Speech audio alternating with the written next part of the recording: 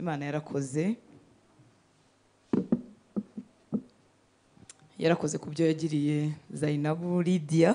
Haleluya, ni Imana nzima. Haleluya. Wasanga ubu buhamya aribwo bwari bwakuzanye. Wakire nawe gutabarwa n'Imana, kuzurwa n'Imana. Haleluya. Ni Imana ifatika. Kandi kuko hari igihe dutinya abavandimwe bacu b'Abasilamu, ukajya ugira ngo ni wowe ubakiza. None se ubundi ni wowe ubakiza? Kuki tubatinya? Si twe twabapfiriye, si natwe tubakiza. Agakiza ni kamwe kandi kataha mu mutima wari wo wose. Imana iguhe umugisha mubyeyi, komeze kwiyereke, komeze gukoreshe. Haleluya. Kandi abumva babimenya kurushaho, tuze kumureba amateraniro arangiye kugira ngo mumenye uwo muryango n'imikorere yawo, ndetse na Jado mwamwegera. Imana tuyihaye icyubahiro. Kumbi burya jenoside yabaye hari abantu babizi. Kudakizwa birakagira gute? Birakabura iyo bijya. Bituma umuntu abaho azi ko Imana itavuga, azi ko Imana idahari, azi ko Imana nishimwe. Haleluya. Ubwo murabyumva ko uwo mubyeyi yigiriye mu ijuru, kuko rero abivuganye n'Imana. Erega tuzataha mu ijuru. Arigero y'isi tuyibandararaho, tukayikomeraho we, ukajya ugira ngo nicyo kintu kiryoshye kibaho. Oya, tugira iwacu. Haleluya. Abapfuye bapfiriye mu mwami bararuhutse. Imana nishimwe, nta miruho bafite. Kuko hari igihe wowe wumva twebwe duhari ari twebwe turi amahoro, ariko bararuhutse. Haleluya. Akaga no gupfa udapfiriye mu mwami. Reka twongere dusenge, hanyuma tuganire no ku rindi jambo ry'Imana. Wongere usaba Imana inyota. Iyo umuntu yavutse agirira Imana inyota. Nicyo cyifuzo. Twongere tubone abantu basiganwa bagana aho Yesu ari. Twongere tubone biriya yavuze kuri buriya bubyutse. Twongere tubone abantu basiganwa bihana ibyaha. Tubone abantu bahura na Yesu, badahura n'idini, badahura n'abavugabutumwa, badahura natwe abapasiteri, bahura na Yesu. Ese wakwisengera ugasengera umutima wawe, ukamubwira ngo nyihishurira Yesu. Kandi niba waramumenye umubwire ngo ngero nyihishurire birushijeho. Nyuzuza inyota y'ibyawe. Nta kintu kibabaza umutima wabonye Yesu nko kubona abantu babigenda mu buhoro, nko kubona abantu batabyitayeho, kandi ari ibintu bikiza. Niko gahinda kabamubonye, no mubabaro bamusogongeye. Uburyo ubona ibyagukijije n'ibyagutabaye, ukabona uburyo abantu batabyitayeho, kumva ugize agahinda. Data, tuguhaye icyubahiro muri iki gitondo. Mitima yacu iragushimye, mitima yacu igushyize hejuru. Watugiriye neza, urongera utuzana mu nzu yawe kugira ngo twicare twigire kuri wowe, twumva amagambo yawe abeshaho, twumva amagambo yawe azura. Wabwiye bashiki ba Lazaro urababwira ngo ninjye kuzuka n'ubugingo. Mwami Yesu, turakwakiriye kugira ngo igipfuye cyose muri twebwe kizuke muri iki gitondo, ikidafite ubuzima kibuhabwe. Twongeye gushimira ibyo wagiriye uyu mubyeyi Zainabu. Warakoze kumuzura, warakoze kumuha agakiza, warakoze kumutuma, ukaba urimo kumukoresha nyaguhora ku ngoma. Tuguhaye icyubahiro. We wamusanze ukamugirira iyo neza, uracyasanga abahungu n'abakobwa, wasanga abandi batarakumenya muri iki gitondo, maze ukabihishurira mwami. Uri Imana ivuga, uri Imana ikonvinsinga, uri Imana ivugana n'umutima, uri Imana itaha mu mutima w'umuntu aho amagambo asanzwe atagera. Tuguhaye rero ikaze ngo uvugire muri buri jambo, ukorere muri buri gikorwa nyaguhora ku ngoma. Wowe ufite icyo watanga kigafatika, wowe ufite icyo warema kikaremeka kandi kikagumaho, niwe duhamagaye. Ubane natwe abari hano, ubane n'abadukurikira bari kure, ndetse n'abazadukurikira. Ijambo ryawe rimanukana ubutware kugira ngo icyo waritumye gukora gikoreke mu buzima bwacu. Ndagushimira rero abahungu bawe n'abakobwa bawe twagize inyota, tukazinduka tubishaka, tubikunde, tuje kumva icyo uvugana natwe, tuje kukubwira ibyuzuye imitima yacu, tuje kugutura amashimwe n'indirimbo, ndetse nyaguhora ku ngoma no kuguha umwanya wacu kugira ngo bikubere ituro riguhumurira neza. Tuguwe neza, turi imbere yawe, kandi twiteze kongera kwakira ibyiza bivi wawe. Icyubahiro cyose nikikugarukire, ni mu izina rya Yesu dusenze, amen. Haleluya.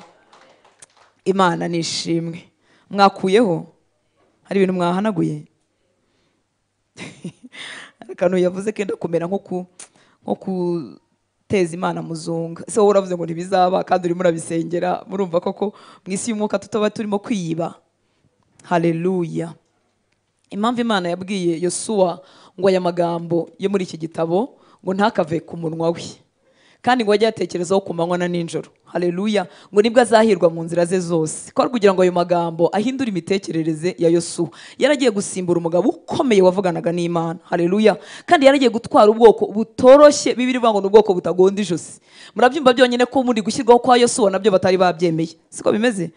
Bari bameze nkatwe, namwe mu byibwire. Baravuga ati kuki se Yosuwa ari we bashyizeho? Murumva atari ko babivugaga? Ubu koko Mose ibusi Imana yabonye Yosuwa, urumva ntiyari yemewe. Niyo mpamvu Imana yakomeza kumubwira ngo iraza kumuzamura, yatangira kumuzamura mu maso yabo, kuko ntiyari azamutse, ntiyari yemewe, ntiyari ashyitse. Noneho bajyaga hari hakomeye, kandi yari yaragiye mu batasi, yarazi uburyo bakomeye, yarazi uburyo ari ibihangange, yarazi uburyo umudugudu ugoswe n'inkike z'amabuye zikomeye. Hanyuma Imana yamubwira ati kugira ngo ubitinyuke, kugira ngo njyewe igitekerezo cyanjye cyicare mu bwenge bwawe Yosuwa we, aya magambo yo muri iki gitabo ujye uyatekerezaho ku manywa na nijoro, nurangiza bari uvuga. Iyo tuvuga amagambo y'Imana, za negatifu nibyo twashyizeho bivaho. Haleluya, haleluya. Ntiwongera kwivuma kandi uvuga icyo Imana ivuga. Ntushobora kuvuga ngo ni ntabwo, ntushobora kuvuga ngo naranzwe, kandi ambwira ngo narakunzwe ngo bikabije. Haleluya. Ngo yandemye mu buryo buteye ubwoba kandi butangaza. Ugafata aya magambo agasibanganya ibyo wivuzeho n'ibyo erega tuba dufite n'ibyo batuvuzeho. Abadufiteho ubutware, ibyo batuvuzeho, bafite ubujiji, ibyo batuvuzeho bigira imbaraga. Hari umumama wajya gutanga ubuhamya mu myaka ya kera ngikizwa, sinyimubona, sinzi niba akiriho, yarapfuye ijisho rimwe kandi atangiye kurondogora, ariko biba ari byiza kandi biba bigufitiye umumaro. Haleluya. None yarapfuye ijisho mu bukumi bwe, yari umudamu mwiza ku isura, ariko ijisho rimwe ripfuye. Hanyuma ababyeyi baramubwira ati nta mugabo n'umwe uzabona. Arakabika mu mutima, jya ubika amagambo mazima. Niyo mpamvu ukwiriye gushyiramo Bibiliya, hakavamo amagambo wabwiwe ngo ntacyo uzageraho, ngo ntacyo uzaba cyo. Baramubwira ati nta mugabo uzabona, nawe arabikorana ko nta mugabo uzabona, nta mugabo wamwemera. Uretse n'abapfuye ijisho rimwe n'abatagira amaguru babona abagabo. Byose ni ibiki uvuga? Imana ifite abagabo n'abagore. Haleluya. Imana ifite ibyiza, mu bantu ntitwabibona. Hari undi mucuti wanjye ugitanga ubuhamya, yashatse yarabyaye, arabyivugira public, sindi bumuvuga ariko wenda. Nuvuga ngo yashatse, umugabo wamushatse yashakaga umukobwa uri responsable, umukobwa wakuze, ariko mugira ngo Imana ibuza abagabo. Ubundi iyo ngiyo ni inenge, ariko bije mu Mana, Imana ntibura uko yiyaranje. Reka tuyihe icyubahiro yo kabyara. Haleluya. Uwo mugabo we ngo yashakaga umukobwa uri mature, umukobwa ufite umutima wa kibyeyi. Imana iragendera bihuriranya. Umugabo w'umusore arongora umukobwa wabyaye, aba papa w'umwana, biraryoha birahura. Imana yabijemo bigira gute? Haleluya. Ni Imana y'amahirwe ya kenshi. Uwo mubyeyi rero kugira ngo izo nkuru nyine zidacikiramo hagati, wari waravuye mu ijisho, haje kuza umugabo wari ufite abagore benshi, babaga mu gihugu cya Uganda.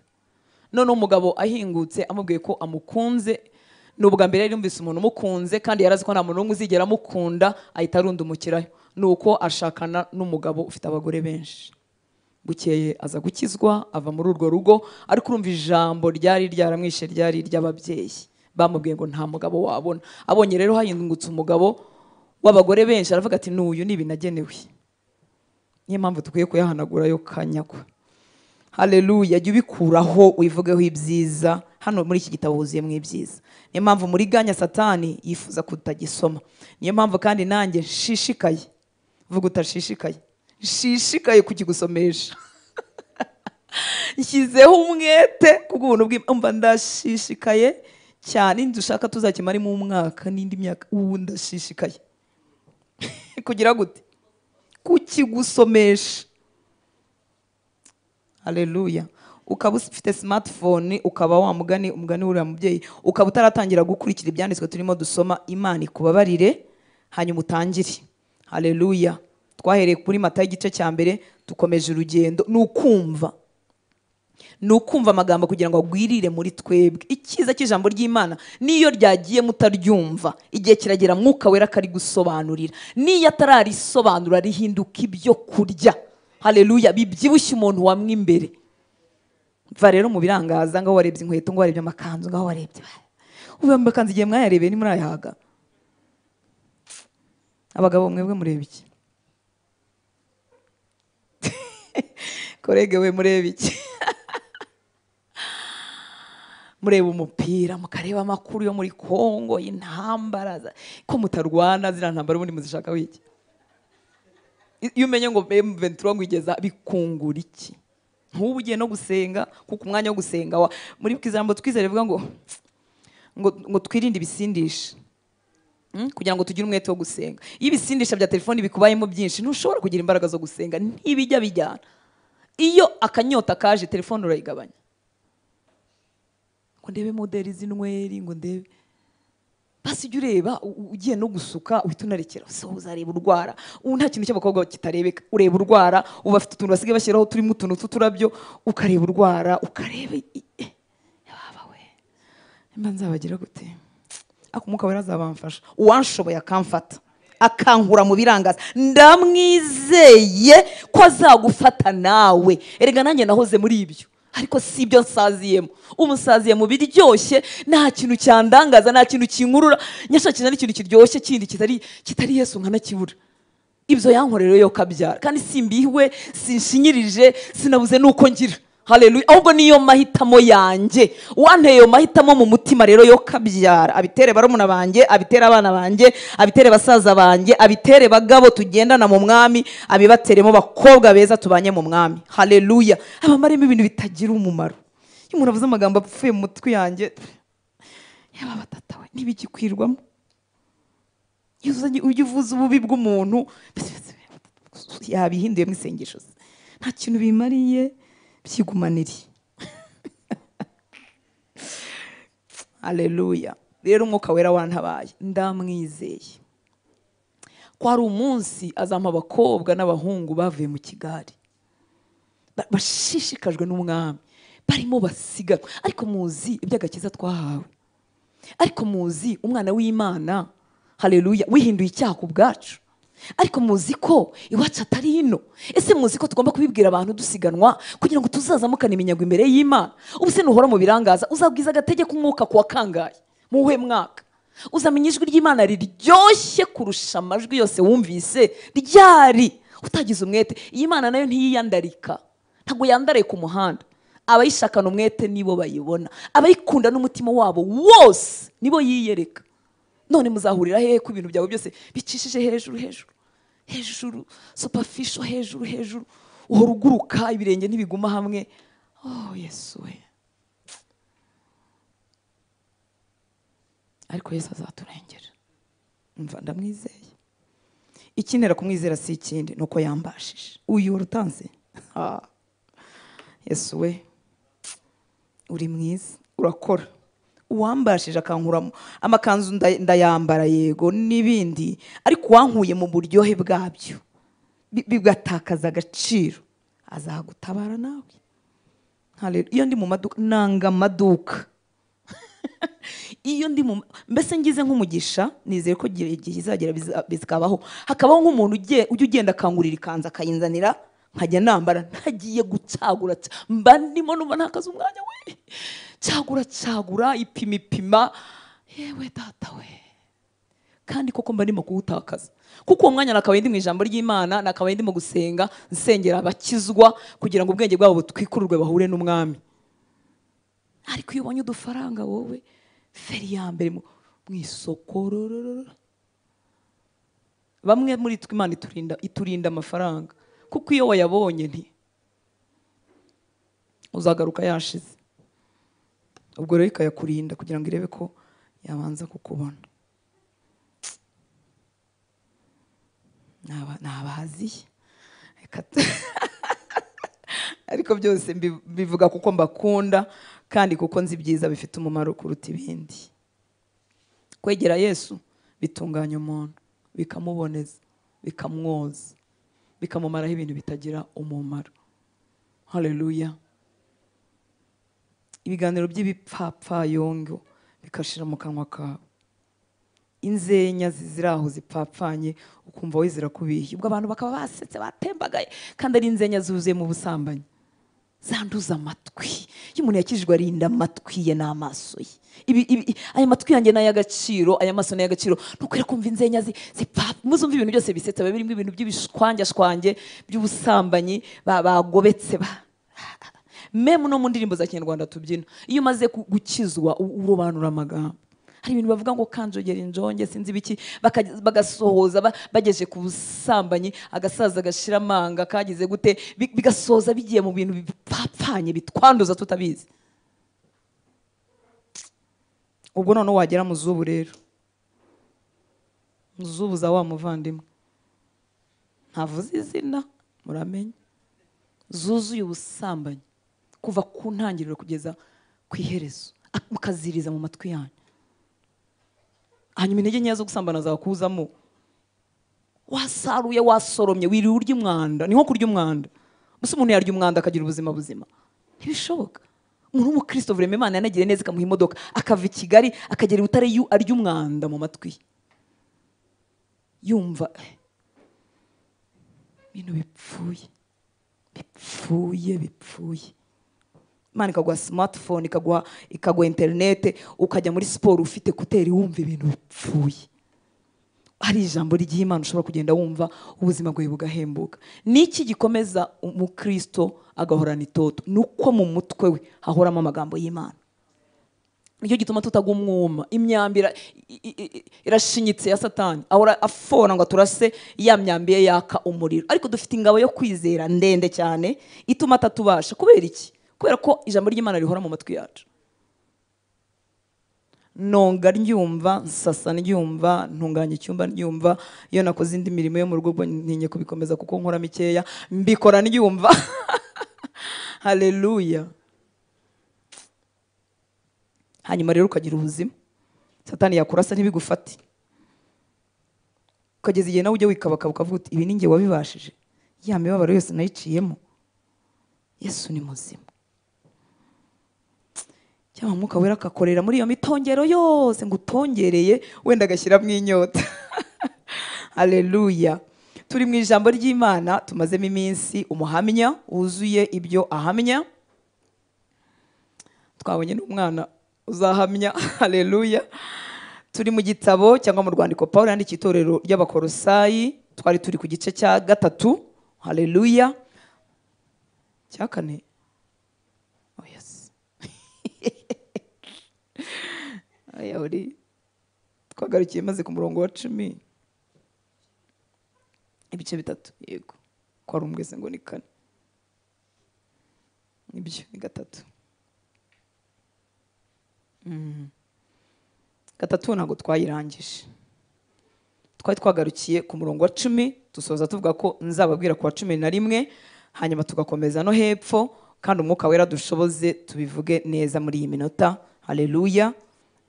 Ndagusabira umutima ukingutse, ndagusabira kudatsikamirwa n'ikintu icyo ari cyo cyose, nibyo nkuvuzeho, kugira ngo umutima wawe n'uwanjye twakire amagambo y'ubugingo. Haleluya. Ndasubira hejuru ho gatoya ku murongo wa 9 kugira ngo tubashe kubyumva.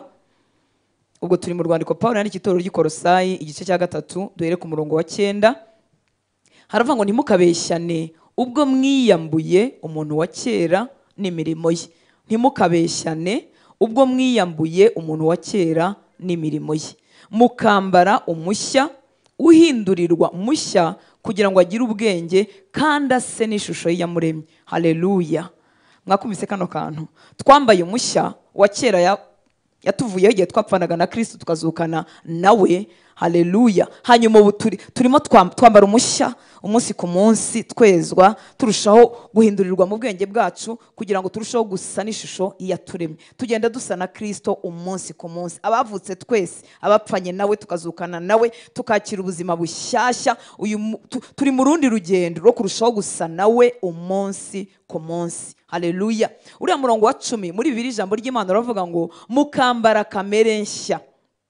Iyo kamere nshya igenda ivugururirwa kugira ishusho y'iyayiremye. Mwabyumvise? Haleluya. Ubyo turi hano mu gitondo twumva ijambo ry'Imana n'ahandi hose, tuba tugenda tuvugururirwa mpindurirwa mu bwenge bwanjye. Mukambara kamere nshya, iyo kamere nshya igenda ivugururirwa kugira ishusho y'iyayiremye kugira ngo mushobore kuyimenya byuzuye. Haleluya. Muri make sinshobora kumenya Imana byuzuye ntavuguruye. Muranyuma nshuti z'Imana? Haleluya.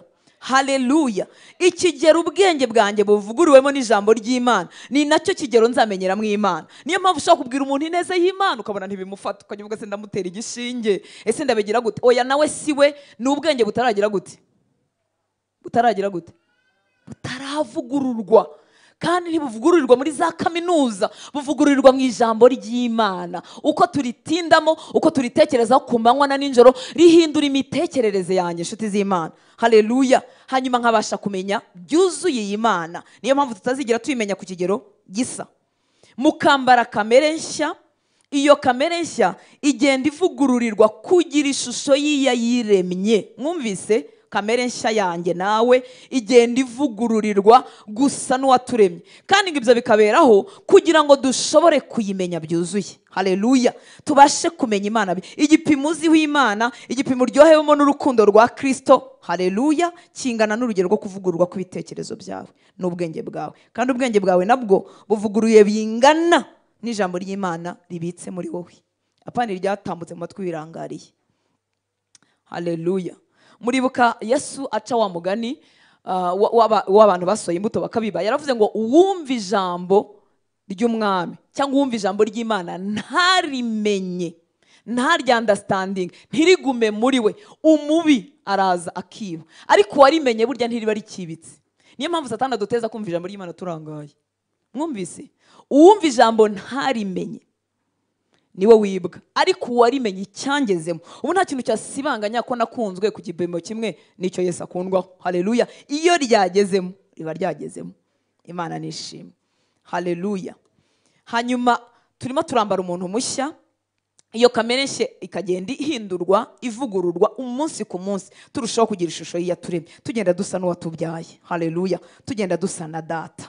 Ariko uzi nk'umubyeyi mwiza yabona umwana atagira ingeso zisa n'ize, uburyo bimubabaza. Data rero yifuza ko tugenda dusa nawe umunsi ku munsi, kandi kugira ngo turusheho kumumenya byuzuye. Tukageraho kuri 11 nayo iraryoshye. Aho ni hehe? Ni muri Kristo. Haleluya. Aho hatuye abavuguruwe, aho hatuye abambaye umuntu mushya, aho ntihaba itandukaniro. Mu byumve, aho ntihaba umugiriki. Mwibuke ko ibi batubwira n'iby'igihe cyabo. Uyu munsi natwe dufite ibindi bintu binyuranye bitandukanye abantu twashyiramo. Aho ntihaba umugiriki cyangwa umuyuda. Ubwo bavugaga umugiriki babaga bavuga abanyamahanga bose. Murabyumva nshuti z'Imana? Aho ntihaba umugiriki cyangwa umuyuda, uwakebwe cyangwa utakebwe, cyangwa umunyeshyanga rigawa cyangwa umusikuti niba ariko basoma, cyangwa imbata cyangwa umudendezo, ahubwo Kristo ni byose kandi ari muri bose. Haleluya. Nta tandukaniro ku bari muri Kristo Yesu. Umunyeshyanga rigawa cyangwa barbarian niba ariko basoma, ni umuntu uko babisobanuraga mu busobanuro bwa Bibiliya ngo ni umuntu utaravugaga ikigereki, kuko kirimo icyo kigereki nicyo cyari gitwaye, nicyo cyari icy'abantu basobanutse. Haleluya. Nukuvuga ngo umunyeshyanga rigawa yari umuntu ufatwa nk'umuntu utajijutse. Abyumvise? Utarupdated, utazi icyongereza ngira ngo cy'uyu munsi. Oya, ariko niyo tutakizi tuzi Ikinyarwanda cyacu tuba dusobanutse. Haleluya. Ariko rwari ururimi nyine murabyumva rugezweho. Uyu muntu rero bise umunyeshyanga rigawa cyangwa barbarian, ni utaravugaga ikigereki, ni umuntu bafataga nk'umuntu utajijutse. Aho rero ngo ntihari itandukaniro ku batajijutse. None akazuriraho umusikuti. Nasomye muri Bibiliya aho mu busobanuro bwabo baravuga ngo abangaba b'abasikuti ngo bari bazwiho kuba ari abanyarugomo cyane, kandi ngo bakabafata nk'aho benda kuba nk'inyamaswa zo mu gasozi. Urumva mbese bari abantu noneho barushijeho gusuzugurikwa, bameze nk'inyamaswa zo mu gasozi. Ngo bakomokaga ahari Uburusiya uyu munsi, mu majyepfo y'Uburusiya, ngo niho bakomokaga. Haleluya. Uyu murongo rero uratubwira iki? Uratubwira ko Kristo ari byose kandi muri bose. Uratubwira ko Kristo yakuyeho imipaka yose yatandukanyaga abantu. Haleluya. Nuko ahuza imico yose, amoko yose, ndetse n'amahanga yose. Haleluya. Nitujya mu ijuru tuzatangara. Nubwo tuzaba dufite ururimi rumwe, ariko tuzahuraho n'abantu tutigeze kubona, badateye nkatwe, badatekereza nkatwe, bakomoka mu moko yose n'indimi zose zo mu isi. Haleluya. Niyo mpamvu iyo umuntu ari muri Kristo Yesu neza, vuga ngo neza, nta moko hutu twatutsi ashobora kuguma mu mutima we. Niba kirimo uri wagarukiye ku irembo, injira rero uyu munsi. Injira soka mu bahutu, injira soka mu batutsi, injira soka mu batwa, injira soka mu banyiginya. Karinjiye. Amoko mu Rwanda ni ikigirwamana. ikigirwamana. Umuntu akizwa ibindi byose. Maze guhura n'abana barira ababyeyi babo babujije gushyingirwa n'abantu badahuje amoko. Umubyeyi akarahira, kandi ari umukristo ufata mikoro nk'uku kwanjye, akarahira akabuza umwana amahoro n'umunezero. Abanyabyaha baba mu moko yose. Ubu ingo zisanyutse n'iz'aba bana badahuje amoko. Harimo n'ababa bari ababyara, akakubiza icyuya ari mubyara wawe. Muze twinjire muri Yesu, ntaki nta tandukaniro. Haleluya. Ku isi haba amoko abiri, abubaha Imana n'abatayubaha. Nushaka umututsi utubaha Imana azakubiza icyuya, nushaka umutu utubaha Imana azakubiza icyuya. Nubwo mwararerewe mu mudugudu umwe. Nukorana n'umunyabyaha n'umuntu utubaha Imana w'umuhutu cyangwa w'umututsi, azarya ruswa, azanyereza amafaranga y'abapfakazi, azarya amafaranga y'amatora. Dore amatora aregereje. Si ikibazo cy'ubwoko naho wavuye, ni ikibazo cy'umutima utarahuye na Yesu. Nzabivuga kugeza igihe nzabera agakecuru, kuko nzi umurimo w'Imana mu mutima wanjye. Haleluya. Niba abasha gukora mu mutima wanjye, yabasha gukora no mu mutima wawe. Ngo Yesu, ngo urabyumva, ngo uramenye, ngo ntuzaze mu kwa kane, ngo tuba turimo kwibuka. Ariko we nzakubwira ukuri gukiza, kugakura umuntu mu gupfa, kukamukura mu mubabaro utarangira, akagira amahoro ya Yesu yuzuye. Haleluya. Amahoro yuzuye, amahoro yuzuye. Ngo bibuka bamwe, ngo ntibibuka bene wacu. Urumva, nzakubwira ukuri.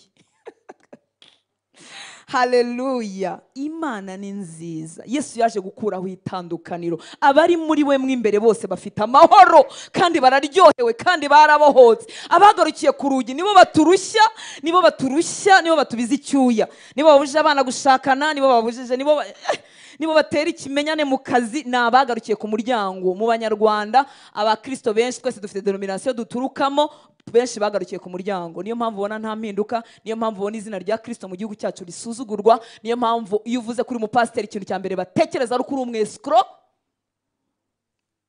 kuko izina ry'Imana twaritukishije. Bakora amanyanga tukayabarusha, kandi ku cyumweru twese tukajya gusenga, ku isabato tukajyayo. Imana itubabarire kandi tugarukeho. Wemere Yesu atahe mu mutima wawe, ukire. Haleluya. Ngo muri we, muri Kristo, ntihari abanyamahanga, ntihari abayuda, ntihari abakebwe n'abatarakebwe, ntihari abanyacyaro, abanyeshyanga rigawa, ntihari ababarbariyani, nta tandukaniro, nta mbata cyangwa umudendezo. Mwibuka ko bari mu gihe kirimo imbata nyinshi, inkorera gahato nyinshi. Ngo ahubwo Kristo ni byose kandi ari muri bose. Arahagije yo kabyara. Haleluya. Arihagije, yagukiza impagarara z'uburyo. Wowe icyo usabwa rega ni ukumwemerera, nta kindi. Kuko ntiwakwikiza amacakubiri, ntiwakwikiza inzangano. Ariko iyo umwemereye, akora umurimo wo gukoropa. Haleluya. Haleluya. Umwemerero yinjire akorope ibintu byose bitari ibye. Bityo rero ibyazanaga itandukaniro mu bantu, haleluya, nta kintu bikivuze ku bari muri Kristo Yesu. Icyangombwa kiruta byose ni Kristo wenyine. Haleluya. Reka tumuhe icyubahiro.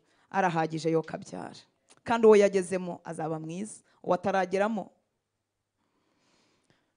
azakora ibyo abatamufite bakora. Haleluya.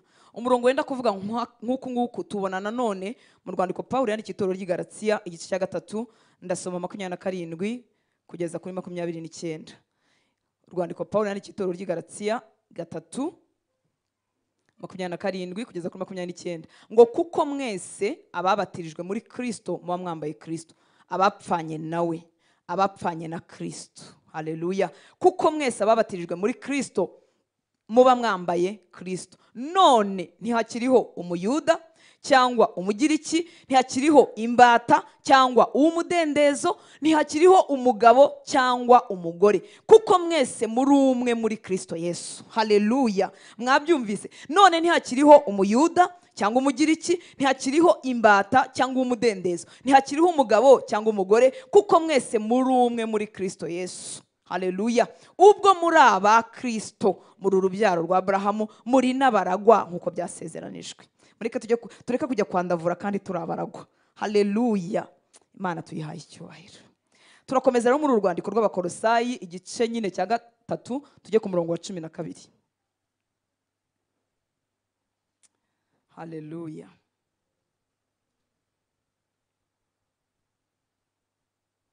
Ngo nk'uko bikwiriye intore z'Imana. Ese wibara muri izi? Haleluya. Nk'uko bikwiriye intore z'Imana zera kandi zikundwa, mwambare umutima w'imbabazi n'ineza no kwicisha bugufi n'ubugwaneza no kwihangana. Haleluya. Muribuka aho twavuye ku murongo wa 9 hatubwiraga niba twariyambuye umuntu wa kera n'imirimo ye tukambara umushya uhindurirwa kuba mushya kugira ngo agire ubwenge agenda avugururwa arushaho gusa n'iyamuremye. Murabyibuka ku murongo wa 9 twariyambuye kandi twambara umuntu mushya. Abo rero bavutse, abo bambaye umuntu mushya barakomeza gusabwa indi myambaro. Haleluya. Ngo nuko nk'uko bikwiriye intore z'Imana zera kandi zikundwa, mwambare umutima w'imbabazi. Umuntu arawambara atazibyukanye, ariko yakwibuka ko Yesu yamubabariye byinshi, akambara umwambaro w'imbabazi akavuga ati nanjye ndamubabarira kuko nanjye nababariwe byinshi kandi ndacyababarirwa. Haleluya. Mwambara umutima w'imbabazi. N'umwambaro urabyakira bivuye kuri Yesu, bikagenda bikorera muri wowe. Ntumenye igihe umutima wawe wabohokeye, ariko uhitamo kubyambara. Mwambara umutima w'imbabazi n'ineza no kwicisha bugufi n'ubugwaneza no kwihangana. Muri iki gitondo twambare iyi myambaro. Imbabazi zikube hafi, ineza ikubangukire. Ujye uvuga uti umwami yangiriye neza ntakwiriye, nanjye nzagirira abantu neza, nzabongera andi mahirwe, sinzabaca. Ariko muzi abantu duca tukabaca burundu.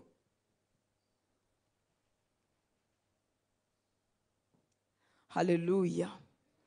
Twambare no kwicisha bugufi. Ibidushyira hejuru bihora ari byinshi. Iyo abantu baduhaye amashyi twishyira hejuru, iyo ugize agafaranga wishyira hejuru, iyo wambaye akenda keza wishyira hejuru, yewe utuntu twinshi dudutera kwishyira. Iyo ugiye inama igacamo ukumva ni inama nziza wishyira. Hari ibintu ibihumbi bidushyira hejuru.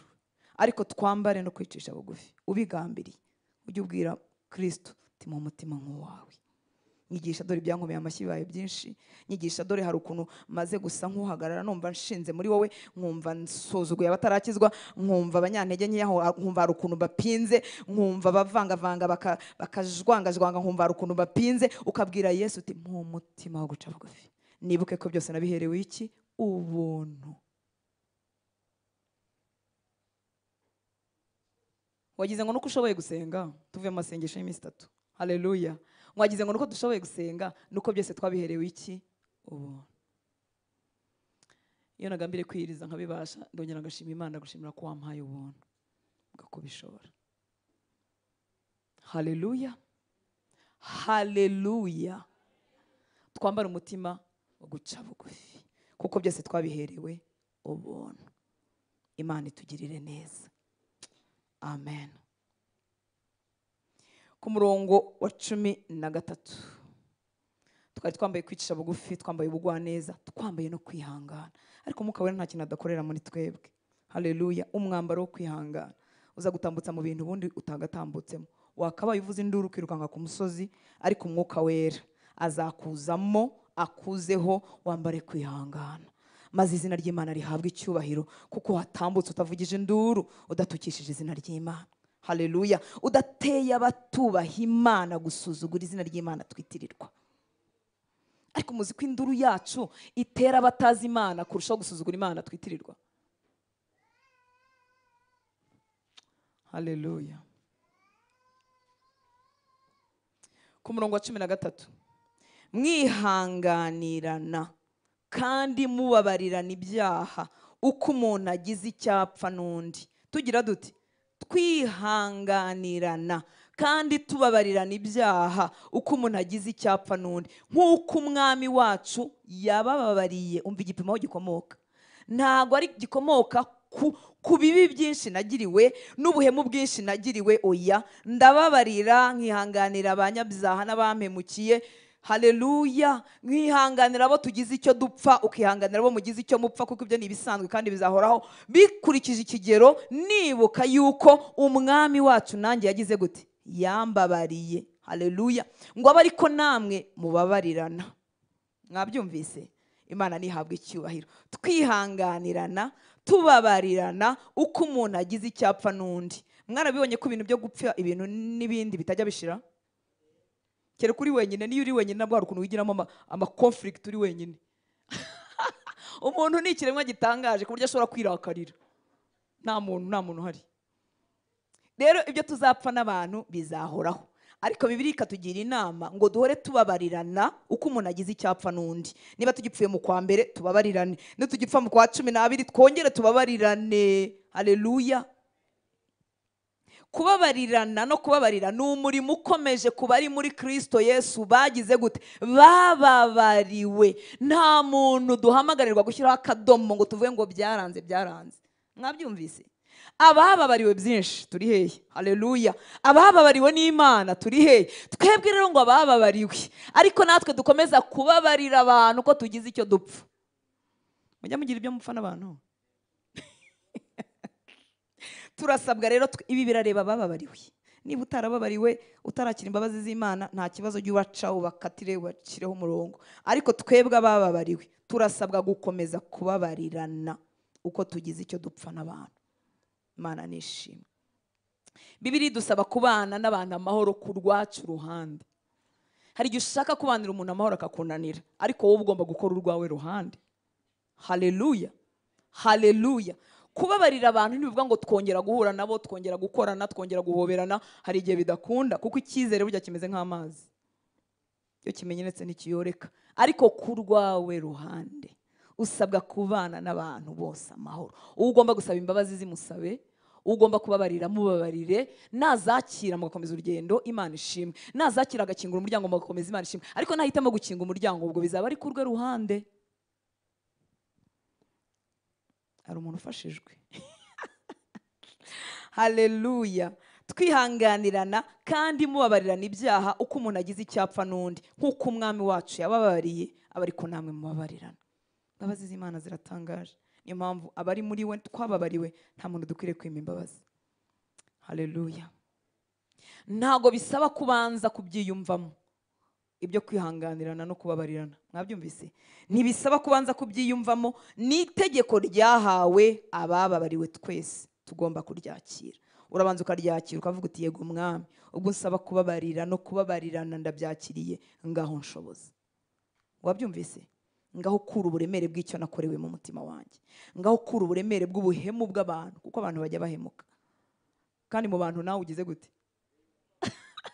Ubwo rero twavuga ngo abantu tujya duhemuka. Haleluya. Ubwira Imana uti ndabyemeye, ubwo ari itegeko ryawe. Wabwiye abababariwe ko nabo bababarira, niteguye kumubabarira. Ngaho kura uburemere bw'ubuhemu bwe mu mutima wanjye. Imana ikabikora. Imana uzi ko ibikora. Ikintu wajya kumva kimeze nka tone ukurikije uko baguhemukiye, wajya kumva kitazava ku mutima wawe, wajya kumva cyavuyeho. Imana nyihaye icyubahiro. Igira imbaraga zitangaje. Icyo usabwa ni ukwemera. Haleluya. Ariko ibigeretse kuri byose, twagiye kuri 14. Ariko ibigeretse kuri ibyo byose mwambara urukundo, kuko ari rwo murunga wo gutungana rwose. Kakano murakumvishe? Ariko ibigeretse kuri ibyo byose mwambara urukundo, kuko ari rwo murunga wo gutungana rwose. Bibiliya y'Icyongereza yavuze ngo ni bond. Bond ni ikintu kizirikanywe. Haleluya. Ngo ni bond ya perfection. Ni bond yo ni ibintu bifatanye, niwo murunga wo gutungana rwose. Mu nzandiko za Yohani yaratwandikiye aratubwira ngo udakunda ntiyamenye Imana, ntabwo ayizi. Haleluya. Hari umutima w'imbabazi twavuze hejuru, hari ukwambara ubugira neza, hari ukubabarirana, hari ukwihanganirana. Ngo ariko ikigeretse kuri ibyo byiza byose twavuze ni ukwambara urukundo, kuko ari rwo murunga wo gutungana rwose. Ikizakubwira kuri mukurira muri Kristo, haleluya, nuko urukundo ruzagwirira mu mutima wawe rwo gukunda n'abadakunditse. Katumuha icyubahiro. Haleluya. Haleluya. Ikizakubwira kuri mukurira muri Kristo, urukundo muri wowe uzagenda wumva rukura, wumva imbabazi ubugirira abantu zibanguka. Gukurira muri Kristo si impano, kuko Imana yifuza kugirira abantu bose neza, yashyira impano no kwibuye. Haleluya. Ngiye kimwe babwiye Yesu ngo nacecekesha abantu barimo bavuga hozana bye, arabwo ataba bacecetse n'amabuye yagira gute? Yavuga. Haleluya. Impano Imana irazitanga kugira ngo abera bafashwe. Imana izatanga ubuhanuzi, Imana izatanga amayerekwa, Imana izatanga kuvuga ijambo ry'Imana, Imana izatanga guhugura, Imana izatanga kuvuga mu ndimi no kuzisobanura, Imana izatanga ijambo ry'ubwenge n'ijambo ryo kumenya, Imana izatanga ibitangaza no gukiza abantu indwara, kuko ishaka ko abera bagirirwa neza. Ariko ikizakubwira kurimo utera agatambwe mu kigero cy'igihagararo cya Kristo, nuko uyu murunga w'urukundo uzagenda ugwira mu mutima wawe, ukajya wumva ukumva warabababariye, ukumva urabakunze disi. None wabona n'umunyabyaha rwimbi kandi wawuhemukira, ukumva umugiriye imbabazi, kuko umenye ko atari we, kuko umenye ko atari we, kuko umenye ko Satani atwaje igitugu. Ariko iyo urukundo rutaragwirira muri wowe, umwana akubana ikiraro ukavuma, umugabo yakurabana ikiraro utarakajya, umugore yakubana ikiraro utarakagira gute. Ariko iyo urukundo rwa Kristo rwagwiriye muri twe, umenya ko nawe ari impumyi.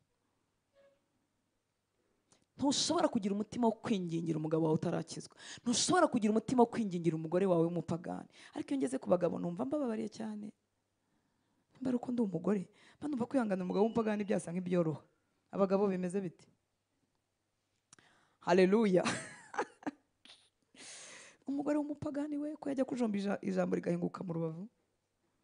Ariko n'abatari abapagani batarahindurwa na Yesu neza, abo Yesu ataruzuramo, bajya bajomba ijambo ukumva kuba umugabo ukumva bigushizemo.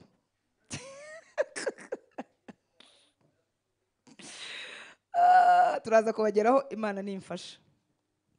Abo bagore bameze batyo. Haleluya. Ikigeretse kuri ibyo byose, twambara urukundo kuko ari rwo murunga, ni umurunga wo gutungana kose. Mwabyumvise?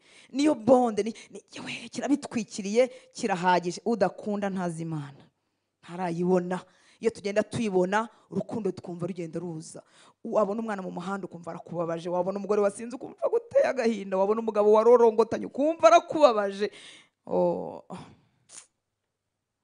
Kavuga iti cyama gahura na Yesu, ukaba utakimuciraho iteka. Mwabyumvise? Hejuru y'imbabazi, kugira neza no kwihangana, twambara urukundo nk'umurunga wo gutungana rwose. Gakiza si ukubintyoza. Haleluya. Igihe kimwe Yesu yigeze kumbwira ngo abavuga butumwa ndabafite, ngo ariko mbuza abafite umutima. Haleluya. Uburyoza no gufata ijambo ry'Imana mu mutwe, ariko umutima, abantu nacisha mu mutima wanjye bakabwira abantu bifuza ko bahinduka, atari uburyoza no kugaragara. Mureke amahoro ya Kristo 15, mureke amahoro ya Kristo atwarire mu mitima yanyu, ayo mwahamagariwe kuba umubiri umwe kandi mugira imitima ishima. Iyo Bibiliya ivuze ngo mureke, ni ukuvuga ngo ushobora no kugira gute? No kwanga. Haleluya. Mureke amahoro ya Kristo atwarire mu mitima yanyu, ayo mwahamagariwe kuba umubiri umwe. Ubundi aha hakavuze ngo kuba ingingo zigize umubiri umwe, ngo kandi mugire imitima ishima. Iyo rero bivuze ngo mureke, ni ukuvuga ngo ufite n'imbaraga ku giti cyawe zo kwanga ko aya mahoro atwarira, ategeka mu mutima wawe. Bigenda bite? Ni kwa kundi ijambo risomye cyangwa iri jambo rije, uhita urikubita urukuta rwo kuriburanya, ugahita uvuga uti ntibishoboka. Ubu nka bya bindi by'amoko maze kuvuga. Haleluya, ndabapepeye we. Wari umuntu wese avuga ati nibi ntibigira gute? Zabana n'abacu.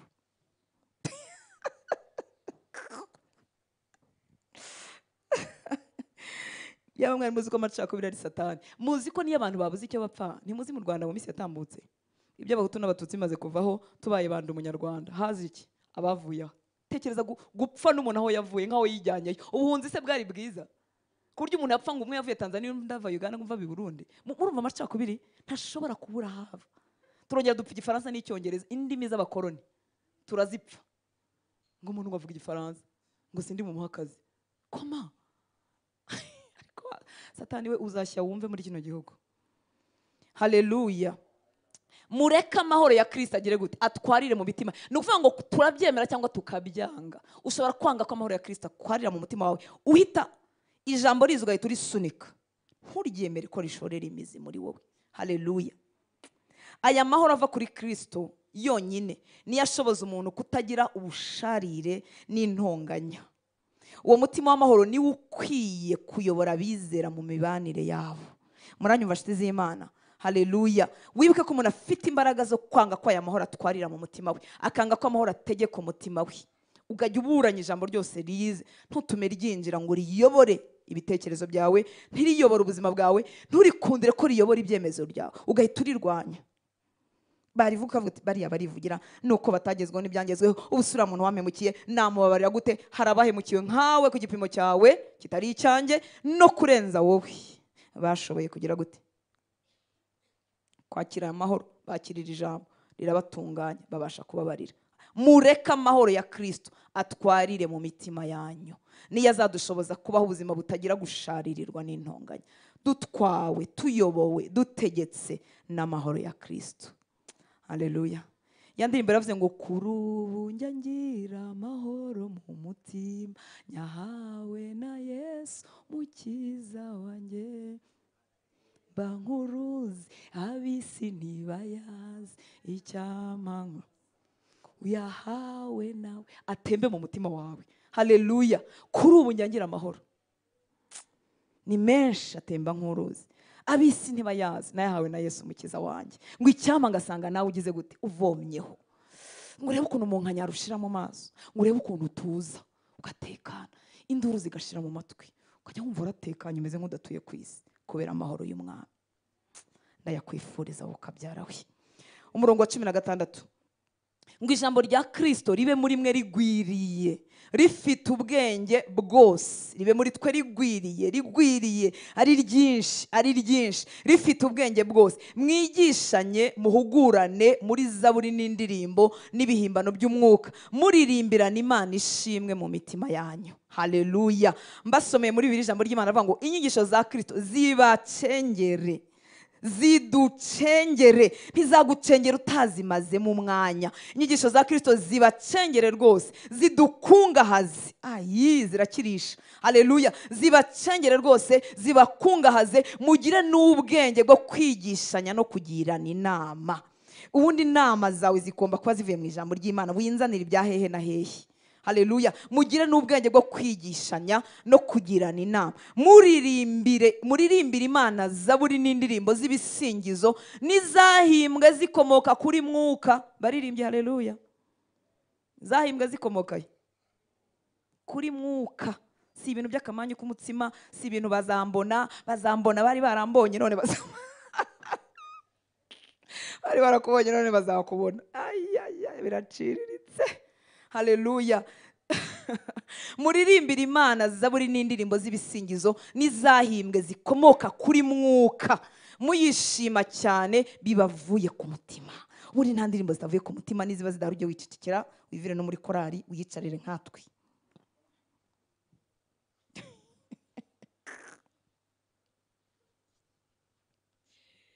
Niba hazahasigara haririmba bangahe rero ntumbaze, muze twiririmbire mu ntebe kugeza igihe zizazira hehe? Mu mitima yacu. Indirimbo zikomoka kuri mwuka. Kambwire n'abataraba hano, indirimbo zitari zo kuzuza alubumu. Ngurumva ngo mfite ebyiri, ngo kandi ngo harya alubumu zijyaho zingahe? 9, 10, 12. Okay, ibyo ngibyo. Ngurumva ngo mfite ebyiri, ngo mfite ebyiri, ngo kandi kamwe ngo karahitinze, ngo ngomba kureba rero, ugomba kugira ute? Mwebwe bataraba hano, ngugomba kureba ngo uburyo ngo wuzuza ngo alubumu, ngo none igasohoka izaba alubumu ifita nta kitumariye, kuko zahimbwe zitavuye kuri mwuka, ntacyo zitwigishije. Ahantu hava isoko y'imbaraga ni habiri. Iyo udakomanze ku ijuru ukomanga ikuzimu, kugira ngo indirimbo zamamare zitwara ubutumwa zigere ku mpera y'isi, kugira ngo ubutumwa bukundwe buze buryoshye, dukomanga ahantu habiri. Dukomanga ku ijuru cyangwa ikuzimu. Kuzimu agira igikundiro cya fake, nawe arakigira. N'umukobwa iyo agishaka ashobora kujya mu bapfumu bakakimuha, maze ahatambutse abagabo bose bakajya bamukurikira batazi impamvu bamukurikira. No mu bavuga butumwa rero udakomanze ku ijuru, komanga ikuzimu. Si ikibazo cy'amagambo atondetse neza, si ikibazo cy'uko tuzi Bibiliya. Shwi, ubu ndimo ndayigana namwe. Ariko dukomanga hehe? Indirimbo izagira umumaro ni y'abakomanze ku ijuru. Indirimbo y'uburyohe bw'igipindi gipfuye ni y'abakomanze mu mbaraga z'abapfumu. Inyigisho zikora ku marangamutima ariko zikurura abantu benshi n'iz'abakomanze ikuzimu, maze mugasindira muri zo. Burya iyo usose mu materaniro nta kintu kigukumbuje gusa na Kristo, uba utahanye iki? mujye mumbwira ubu utahanye iki? Ibintu byagushimashimye uzabona umugabo n'abadakijwe barababona n'indaya, ahubwo nta n'uwo zifite umwe, zifite benshi. Gusa urumva kubugira umugabo ni ikintu cyahatari. Niba indaya yabibikaho nk'icumi n'abangahe igasenya amago ikabibasha, ubwo urumva icyo ari ikintu cyahatari, ari wo murage Imana yabikiye abera.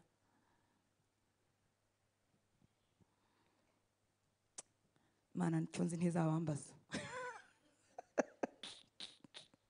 Haleluya, ndabakunda kandi tuzajyana mu ijuru, ariko tugomba kubanza kumara icyo tugomba kumara tukiri inaha ngaha.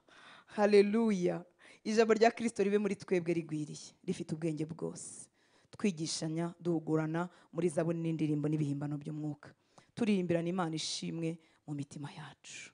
Haleluya, ijambo turigire ritubemo, riducengere, rifite ubwenge. Rifite ubwenge, icyo ngewe nibwire iyo ngeze hano, rifite ubwenge ni ukuvuga ngo tutarivugisha ibyo ritavuze. Ari igihe turihimbira ukarisohora muri context ukarikubita hariya rita tutarivugishije ibyo ritavuze. Twigishane muri ryo, duhugurirane muri ryo. Wimpuguza inama z'isi, mpuguza iri, kandi numpugura nzahuguka. Kuba umuntu ari umuvugabutumwa ntibivuga ko adakosorwa, ni indengero ry'umbwira uti ariko dore ijambo, dore mama, dore, ariko mpugure nk'uhugura umukuru. Niko Pawulo yabwiye Timoteyo, ababyeyi bakuze mujye muhagura nk'uko mwahugura ba nyoko mutabashize isoni, nimuhugura abatoya muhagure nk'abashiki banyu. Haleluya, ijambo turigire riducengere, aba ariryo tugiriranamo inama.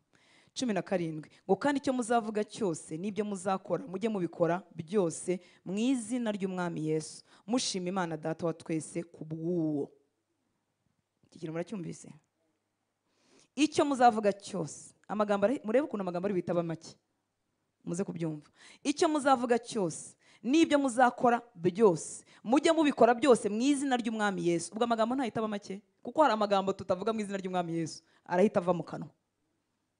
Haleluya, kandi icyo muzavuga cyose n'ibyo muzakora mujye mubikora byose mu izina ry'umwami Yesu, mushima Imana Data wa twese kubw'uwo.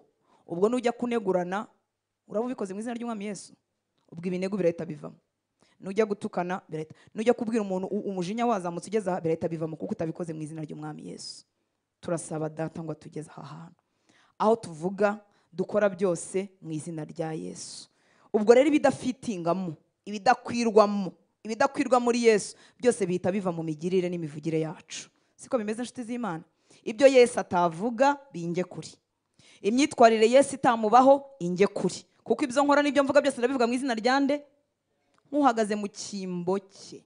Haleluya, ibyo Yesu atavuga, imyitwarire Yesu atagira, ibyo byose bimpungi. Twinjire muri ubu buzima bwo gukora byose mu izina rye. Amen. Muracyahari? Imana ishimwe. Murampa uruhushya rwo gukomeza, byibuza turangize kino gice, sibyo? Gifite imirongo 25, tugeze ku wa 18. Mumpaye uruhushya?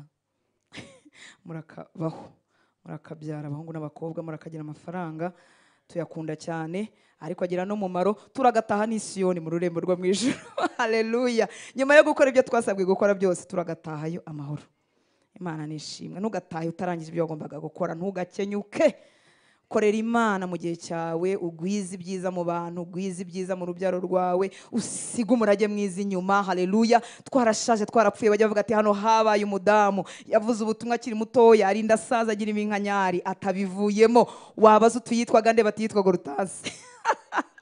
Shyiramo izina ryawe nawe. Haleluya, uti hano habaye umusore akorera Imana, agikennye arakira yigumaho, arashaka tubanira neza yo kabyara, ubu twaramushyinguye yagiye kuruka mu gituza cya Abrahamu, yagiye amaze gusaza. Ai, baraka kuvuga ibyo ngibyo.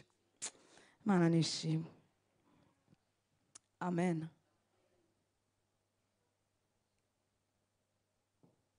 Twagiye ku murongo wa 18. Batangiye babwira abandi batugezeho.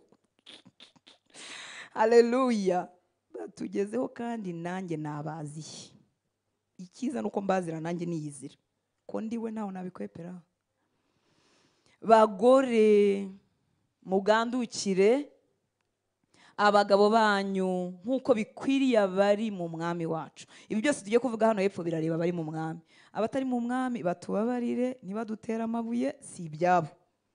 Avuga ati namugandukira ntibikureba niba utari mu mwami. Akadomo. Ushinga ihembe, ushinga akaguru, utereke iribrite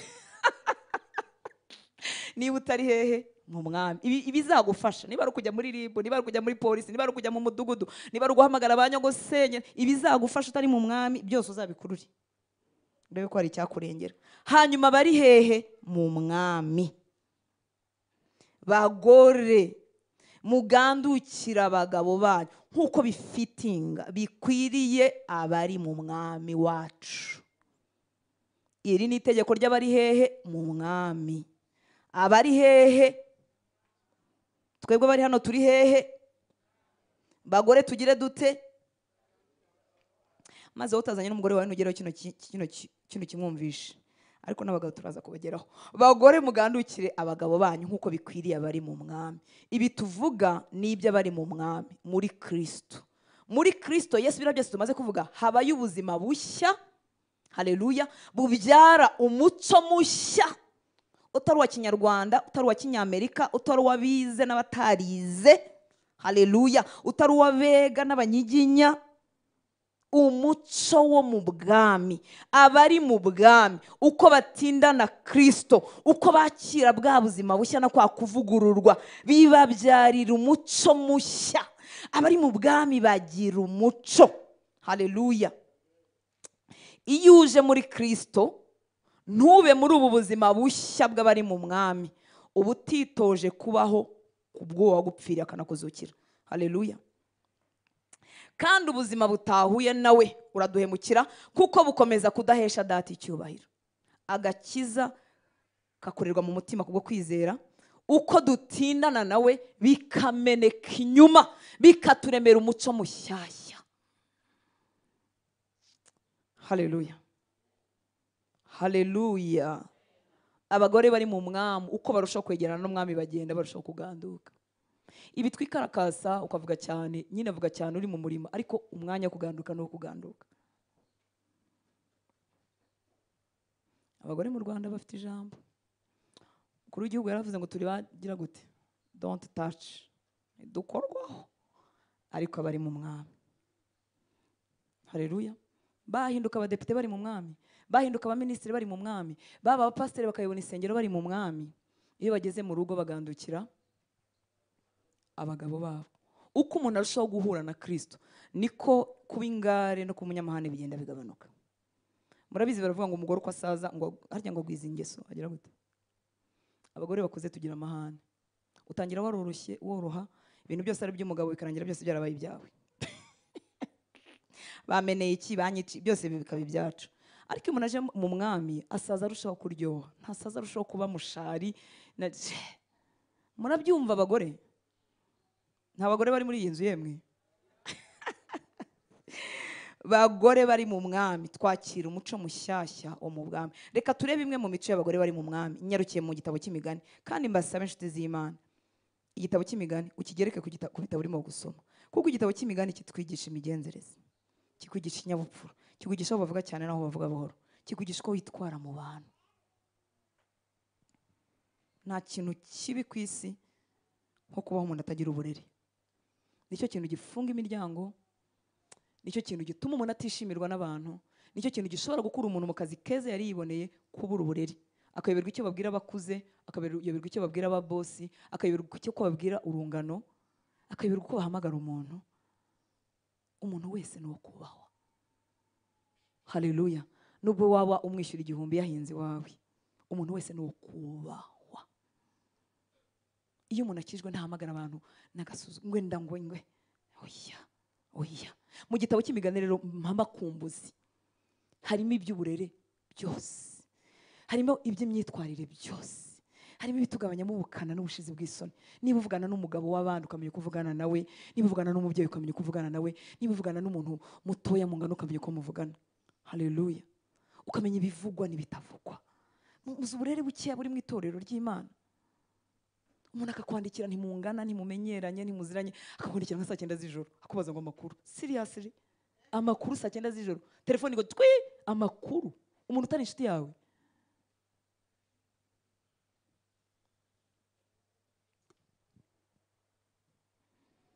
Mu gitabo cy'imigani uzahamenya nubwo telefone yari itaraza, ariko uzahamenya nuko bavugira kuri telefone, kandi ko nukuri.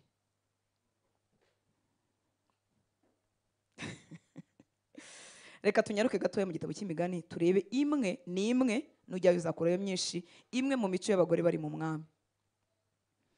Imigani 11, 16 na 22. Imigani 11 umurongo wa 16, umugore ugira ubuntu ahorana icyubahiro, kandi abagabo b'abanyamaboko babona ubutunzi. Umugore ugira uti, uzi ko uyu mugore agira ubuntu nubwo umugabo yaba ari shishi, uzi ko bitamenyekana. Shishi muramwumva? Afite imirimo mu mufuka. Umugore ugira ubuntu atwikira urugo rwe, ibibi byaho ntibimenyekane. Kuko ushobora kujya gutwerera, kandi ubwo umuntu mugiye gutwerera nawe yarabatwereye, yabarwanyeho, ariko ifite umugabo urishisha akavuga ati amafaranga arayatanga, uratanga ibishyimbo, akagumiriza. Ariko umugore ugira ubuntu arabitwikira, agatuma urugo ruhorana icyubahiro. Abagore turi hano nyamara turi abanyamugisha, twumva ibi. Umugore ugira ubuntu ahorana icyubahiro. Umugore ugira ubuntu afasha abamugana mu bushobozi afite. Ntabwo aba ari umukristo abana baje gucumbika iwe bakaba barabonabonye, bararushye, arabazonze, kandi akazonga ab'iwabo w'umugabo abe akabakingira, akagira ibiryo by'abana n'ibiryo by'abakozi. Ibiryo byandi by'abana n'iby'abakozi. Umugore ugira ubuntu ahorana icyubahiro. Umukozi niwe wabitetse nurangiza urabimwima. Seriously? Umutima rero utaravuyemo udushwange tuba twarakuye mu miryango. Hari igihe izo ngeso tuba twarazikuye aho twarerewe, twaranabaye natwe mu miryango batwima ibiryo. Noneho nawe wabona ibiryo ukajya ugira ngo nicyo kintu cyiza kiba ku isi, ukakirwanaho ukakimana. Umukozi akarya ibyaraye n'ibijumba, abana bakarya inyama, kandi umukozi ariwe wazitetse. Muri Kristo harimo umuco mushyashya, karimo karinjira ni handi hawe. Umugore ugira ubuntu ahorana icyubahiro, kandi abagabo b'abanyamaboko babona ubutunzi. Namwe babona nari badamu bagenzi banjye. Umugore w'uburanga bwiza, twagiye kuri 22. Umugore w'uburanga bwiza utagira iki? Umutima, ni nk'impeta y'izahabu ikwikirwa mu mazuru y'ingurube. Kimwe mu bigirwamana bihagaze mu isi uyu munsi ni ikigirwamana cyitwa ubwiza. Abantu barimo baritezaho ibibuno, abantu barimo baragabanya mu nda, abantu barimo bararinganiza amazuru, abantu barimo baragorora imihogo, niba ari imihogo niba ari amabinga, abantu barimo barakora iminkanyari. Abantu, ikigirwamana cyitwa ubwiza kirapfukamiwe, kirunamiwe. Kandi kubera ko ari ikigirwamana, iyo umuntu adafite isura imeze nk'iy'ibinyamakuru byamweretse, nawe aba yumva atari umuntu. Buriya bwiza ni ikigero cy'ibinyamakuru, ni ikigero cy'isi. Abaremwe mu ishusho y'Imana twese turi beza, ariko isi yadushyiriyeho igipimo. Nawe rero utagifite ingamo, ukiyanga, ukanga amaguru, ukanga inda, ukanga izuru, ukanga. Uzi ko ubuhinyuzi yakuremye? Umugore rero w'uburanga bwiza ufite ikigirwamana cyitwa ubwiza, ariko utagira umutima, ni nk'impeta y'izahabu ikwikirwa mu mazuru y'ingurube. Umugore wapfukamiye ikigirwamana cyitwa bwiza ariko ntagire umutima, ni nk'impeta y'izahabu ikwikirwa mu mazuru y'ingurube. Mwagize ngo igituma abantu benshi bambara ubusa niki? Nuko bafite agapati keza agomba kubereka, agace keza mugomba kureba. None ikanzu akayizamura we, akongera akayizamura, noneho ikanzu yarangira kuzamuka akabona ntibihagije, agafata agashati akagacira hano kugira ngo n'inda n'umugongo byose mubibone. Ikimbabaza cyane rero kintera n'umujinya, mba numva nafata inkoni ni ukubibona n'abagore bangana nkanjye. Yari umukobwa mbona bikihanganirwa, niyo ke yambariye imini mbona ntacyo kantwaye. Yari gato katabyibushye cyane, kuko ku maguru no ku bibero biba bisa. Ariko umugore ukuze munini wakagombye kuba yiyubashye, agapfukamira ikigirwamana cyitwa bwiza, akatwereka akarongo ko mu mabere, akatwereka umugongo, akatwereka intege, kuko atekereza ko ariko gaciro ke.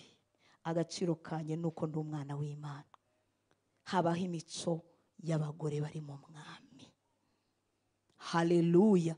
Ntibihesha agakiza, ariko ni imico y'abari mu mwami. Umugore w'uburanga bwiza utagira umutima ni nk'impeta y'izahabu ikwikirwa mu mazuru y'ingurube. Haleluya. 12:4. Umugore w'ingeso nziza abera umugabo we ikamba, ariko ukoze isoni, kiracyo kirababaje we, ukoze isoni ni nk'ikimungu kiri mu magufwa ye. Aba bagabo bafite ibyago. Umugore w'ingeso nziza abera umugabo we ikamba. Uzi ikamba ni ikintu kimika umuntu, ni cy'abami bambara, kandi ni ikintu kibahagaragara. Muri make umugabo afite umugore w'ingeso nziza, nubwo yaba ari umupagani atarabyemera neza, ariko aba yicinye icyaha, avuga ati ndabizi ko umugore wanjye atanca inyuma, ndabizi ko umugore wanjye adasa. Iyo agenda mu bandi bagabo yumva afite ijambo, kuko arabizi ko umugore we ntiyiba amafaranga, ntasambana. Ibyo yavuze ngo agiye aha niho aba agiye, hari ukuntu bimubera nk'ikamba, akumva arakomeye. Ngo ariko umugore w'ingeso mbi, ariko umugore ukoze isoni, ngo ameze nk'ikimungu kiri mu magufwa. Muri make umugabo ahita agenda ameze nk'uwanyagiwe, nubwo yaba ahembwa miliyoni, akajya yumva ameze nk'uwanyagiwe kubera umugore ukoze isoni. Imana ikurinde uwo mugore. Ariko ukoze isoni ni nk'ikimungu kiri mu magufwa. Mujya mubona abagore bakoze isoni kuri za YouTube, kajya kuvuga ibintu by'umugabo we, ngo urumva, kandi ubu bafite abana, kandi interineti nayo yo gakizwa ntisiba. Nibwo babisiba byibitse ahantu, bijya bihinguka nyuma y'imyaka, ariko ajya gupfapfanira kuri YouTube. Ubu wabuze umujyanama wakwegera, kuko iyo umutima urushye umuntu aba ashaka kuvuga, ariko wabuze umuntu w'ibanga wakwegera ukaruhura umutima. YouTube ku isi yose pararara. Ibisinge wabyanditse w'abandi, ariko ukoze isoni ni nk'ikimungu kiri mu magufwa ye. Imigani 9:13. Umugore uri hano arimo aravuga ati ariko abagabo bo barabageraho ryari? Umugore upfapfana 9:13. Umugore upfapfana agira gute? Umugore upfapfana arasakuza, ariko ibikurikiraho nibyo bibi cyane. Ni ikirimarima kandi ntacyo amenya. Yesu tubabarire we, tugabanya amagambo. Bibiliya iravuga ngo umuntu ngo niyo ari umupfapfa cyangwa ari umuswa, ngo niyo acecetse ngo bagira ngo ni umunyabwenge. Mwari mubizi amagambo menshi atuma umuntu apfapfana. None rero iyo twarakaye tugukurira ya hehe na ya hehe, tukayadawunirodinga yose. Imana itugirire ubuntu. Umugore upfapfana arasakuza, ni ikirimarima kandi ntacyo amenya. Bimwe mu bitera abagore gusakuza ni imibabaro. Ariko reka nkubwire, imibabaro yawe waba warenganye n'uyivugira hejuru bizaba zero, ariko mwituzi uzavuga ikintu kigeraho kigomba kujya. Upfapfana ni usakuza, ariko Bibiliya tubwiye ni ikirimarima kandi ntacyo amenya. Kuri 21 ndarangije ku bagore, umurongo wa 9 n'uwa 19. Kuba mu gakinga k'urusenge biruta kubana n'umugore w'ingari mu nzu y'inyumba, mbese muri shatu. Kuba mu gakinga k'urusenge, akazu gaparitse ahantu gutya kameze ukuntu, kari mu manegeka ukuntu, ngo kukabamo kameze nk'akandi ko hejuru muri parafo ukuntu, ngo kuba muri ako kazu, kuba mu gakinga k'urusenge biruta kubana n'umugore w'ingare mu nzu y'inyumba. Umugore w'ingare atuma utamenya ko niyo nzu ari we wayubatse, arakujujubye. Kuri 19 akavuga ngo kwibera ku gasozi kadatuwe kuruta kubana n'umugore w'umwaga utera iki? Abari muri Kristo Yesu bafite umuco. Yesu tumuzanira imibabaro yacu kugira ngo tumaremwe intonganya. Hari igihe intonganya natari abagabo babazi duteye, abagore haleluya. ariko abari muri Kristo Yesu bamutura intimba kugira ngo intonganya ntizizababane nyinshi. Amen. Haleluya. Haleluya.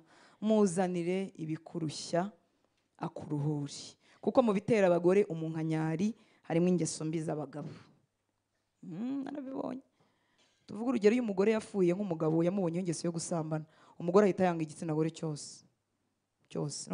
Noneho mwahura agahita kurakarira. Ubwo ari kumwe n'umugabo we, kubera ibyo yibuka by'umugabo we yamukoreye ahandi, mugahura wowe uri umudamu nta kindi, ariko agahita yarakara ibitsina gore byose. yabitewe n'umugabo ahita yishyiramo ko abagore bose ari ibirara, abagore bose ari abagore b'umugabo we. Ayi mwa bagabo mwe ntimugahemuke. Ariko abagore bagenzi banjye, imiruho n'imibabaro n'ibitubabaza abari muri Kristo tubitura nde? Yesu. Akaduha ituze, akaduha kuneza ye, akaduha ubugwaneza bwe, tugakira mu mutima. Twageze ku bagabo ku murongo wa 19. Turahari handi mu Bakolosayi, twasubiyeyo igice cya 3 umurongo wa 19. Bagabo namwe mukunda abagore banyu, ntimubasharirire. Ntimugire gute? Hano nigishe muri weekend yashize mu bashakanye bari baduhaye rino jambo ntimubasharirire. Nabahaye urugero rwo gusharira aho iyo nta mafaranga ahari, umugabo adafite amafaranga, umugore akamubwira turabona dukeneye ay'inkweto z'abana, dukeneye ay'inyanya, umugabo agahita asharira ayo mugabo amafaranga yose bamusaba mumva nibuye kure. Bibiliya yarabwiye ngo bagabo namwe mudukunde abagore banyu, ntimugire gute? Ntimudusharire. Amafaranga yaba haradahari, ntimugire gute? Mwisharira. Bimubwire neza, umubwire uti yarashize dore ntibyari kuvamo, ariko iyo batangiye kubasaba ibyo mudashaka muhita mushuje. Bagabo namwe mugire gute? Mukunda abagore banyu, ntimugire gute? Wisharira. Ari n'ukuntu urakara kugira ngo batagusaba, none ukabatanga kurakara kuko uzi ko ni impera z'ukwezi ugataha warakaye kugira ngo abantu bose bagutinye, abana bagutinye. Ayi bagabo bari mu mwami, ntimukagire gute? Ntimugasharirire abagore banyu. Namwe mukunda abagore banyu, ntimubasharirire. Biri ijambo ry'Imana yambwiye ngo bagabo mukunda abagore banyu, abagore mwashakanye, kandi ntimubamerere nabi. Ntimugire gute? Ntimutumerere nabi. Ubu kuri iki cyumweru abantu barasohoka hano ari sheri shushu, nta muntu uri bumerere undi nabi, kandi bigakomeza mu izina rya Yesu. Bagabo mukunda abagore mwashakanye, ntimubagirire gute? Ntimubamerere nabi. Yakubwira ati mfasha aka karimo, ukenda kumucamo kabiri. Mfasha umwana mbona uko nteka nka rero mufashe abo bana mwarababyaranye. Abagabo nabo baterura abana bigakunda. Abagabo nabo bateka muri iki kinyejana. Abagabo bakora isuku ngo ntibiri mu muco. Mwibuke ko abari muri Kristo tugira umuco wuhe? Mushya. Ibyo ni mu muco wa Kinyarwanda, abari muri Kristo twarenze Ikinyarwanda. Wowe ntimugira umukozi mukamugira abana 3 5, umugore akazakora imirimo yose ngo nukuri umunyarwanda. Umunyarwanda utari mu Kristo ubwo biratumarira iki? Bu munyarwanda ariko winjire hehe? Muri Kristo. Umugore yarinde kuzacika umugongo ngo nta mukozi ngo agomba kubikora byose ngo ngende umugabo w'umunyarwanda, ngo twebwe tugira icyubahiro. Ntimutumerere nabi. Bagabo mukunda abagore mwashakanye, kandi ntimubamerere nabi. Bimwe mu bintu birushya abantu bajya kuba muri biriya bihugu byo mu mahanga bakagenda bakuze, biri mu bituma ingo zisenyuka. Nuvuga ngo iyo bagiye ari batoya wenda bakigirayo baba barabimenye ko abagabo bateka, bahindura na pizza abana, baba barabimenye. Ariko iyo bavuye ino bangana nk'uko kwanjye, bagerayo umugabo agashaka komeza ko yabaga mu Rwanda areba televiziyo, kandi mu Rwanda bagiraga abakozi 3. Noneho hariya nta mukozi bafite, agashaka ko umugore, kandi umugore agomba gukora kugira ngo bagire amafaranga menshi, agatwara abana ku ishuri, akagaruka agatekera umuryango, akagaruka agasereva papa icyayi, ushyize amaguru ku meza. Imana irakureba wa mugabo we. Abari muri Kristo Yesu nibo babwirwa aya magambo, bafite umuco mushyashya muri Kristo Yesu. Haleluya.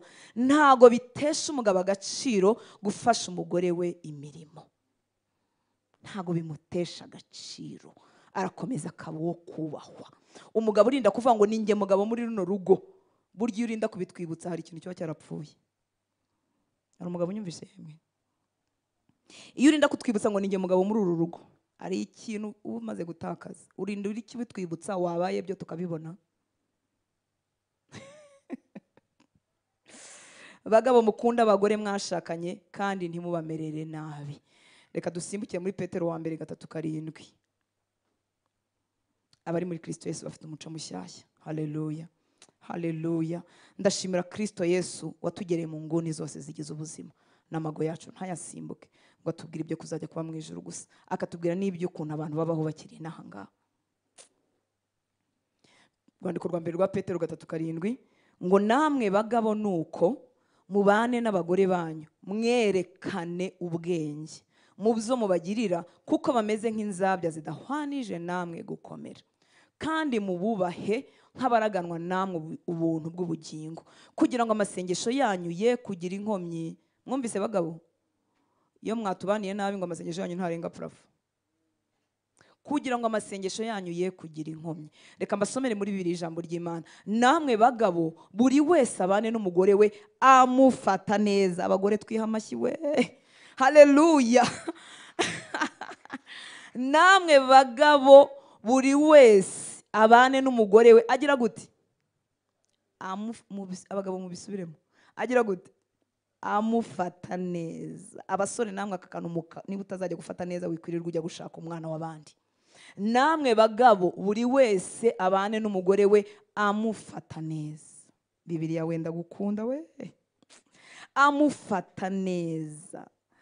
Muribuka rya jambo ryatubwiye ngo tureke amahoro yakiza twarire muri twe? Muribuka ko umuntu ashobora kwanga ko twarira muri we? Bagabo muri hano, mu cyubahiro mbagomba, nimureke iri jambo ricengere hehe muri wirisunika uvuga utarota iwanjye ntumuzi, sinkeneye kumumenya. Yesu aramuzi kandi yarabigusabye. Nubwo waba ufite umugore w'isasu, Yesu yagusabye kumufata neza. Gufata neza iryo sasu ryawe kugeza igihe rizarekera kuba isasu rikoroha, uzabigiramo uruhare. Ni iryo ufite, ntuzi wenda kuriguranisha. Abari mu mwami ntibaguranisha. Haleluya. Isasu ryawe yubwira umwami uti mwami mpa gufata neza isasu ryanjye kugeza igihe rizahindukira umugwaneza. Ariko Yesu we uri mwiza. Namwe bagabo buri wese abane n'umugore we amufata neza, kuko abagore badafite imbaraga nk'izanyu. Ntago dukomeye nkamwe, nimuturinde, mutworohere, mutugushe neza. Ni Bibiliya, si Hortense.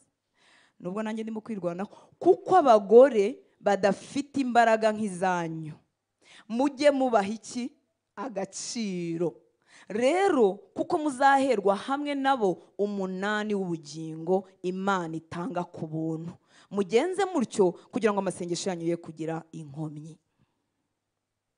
Kuko abagore badafite imbaraga nk'izanyu, mujye mubaha agaciro.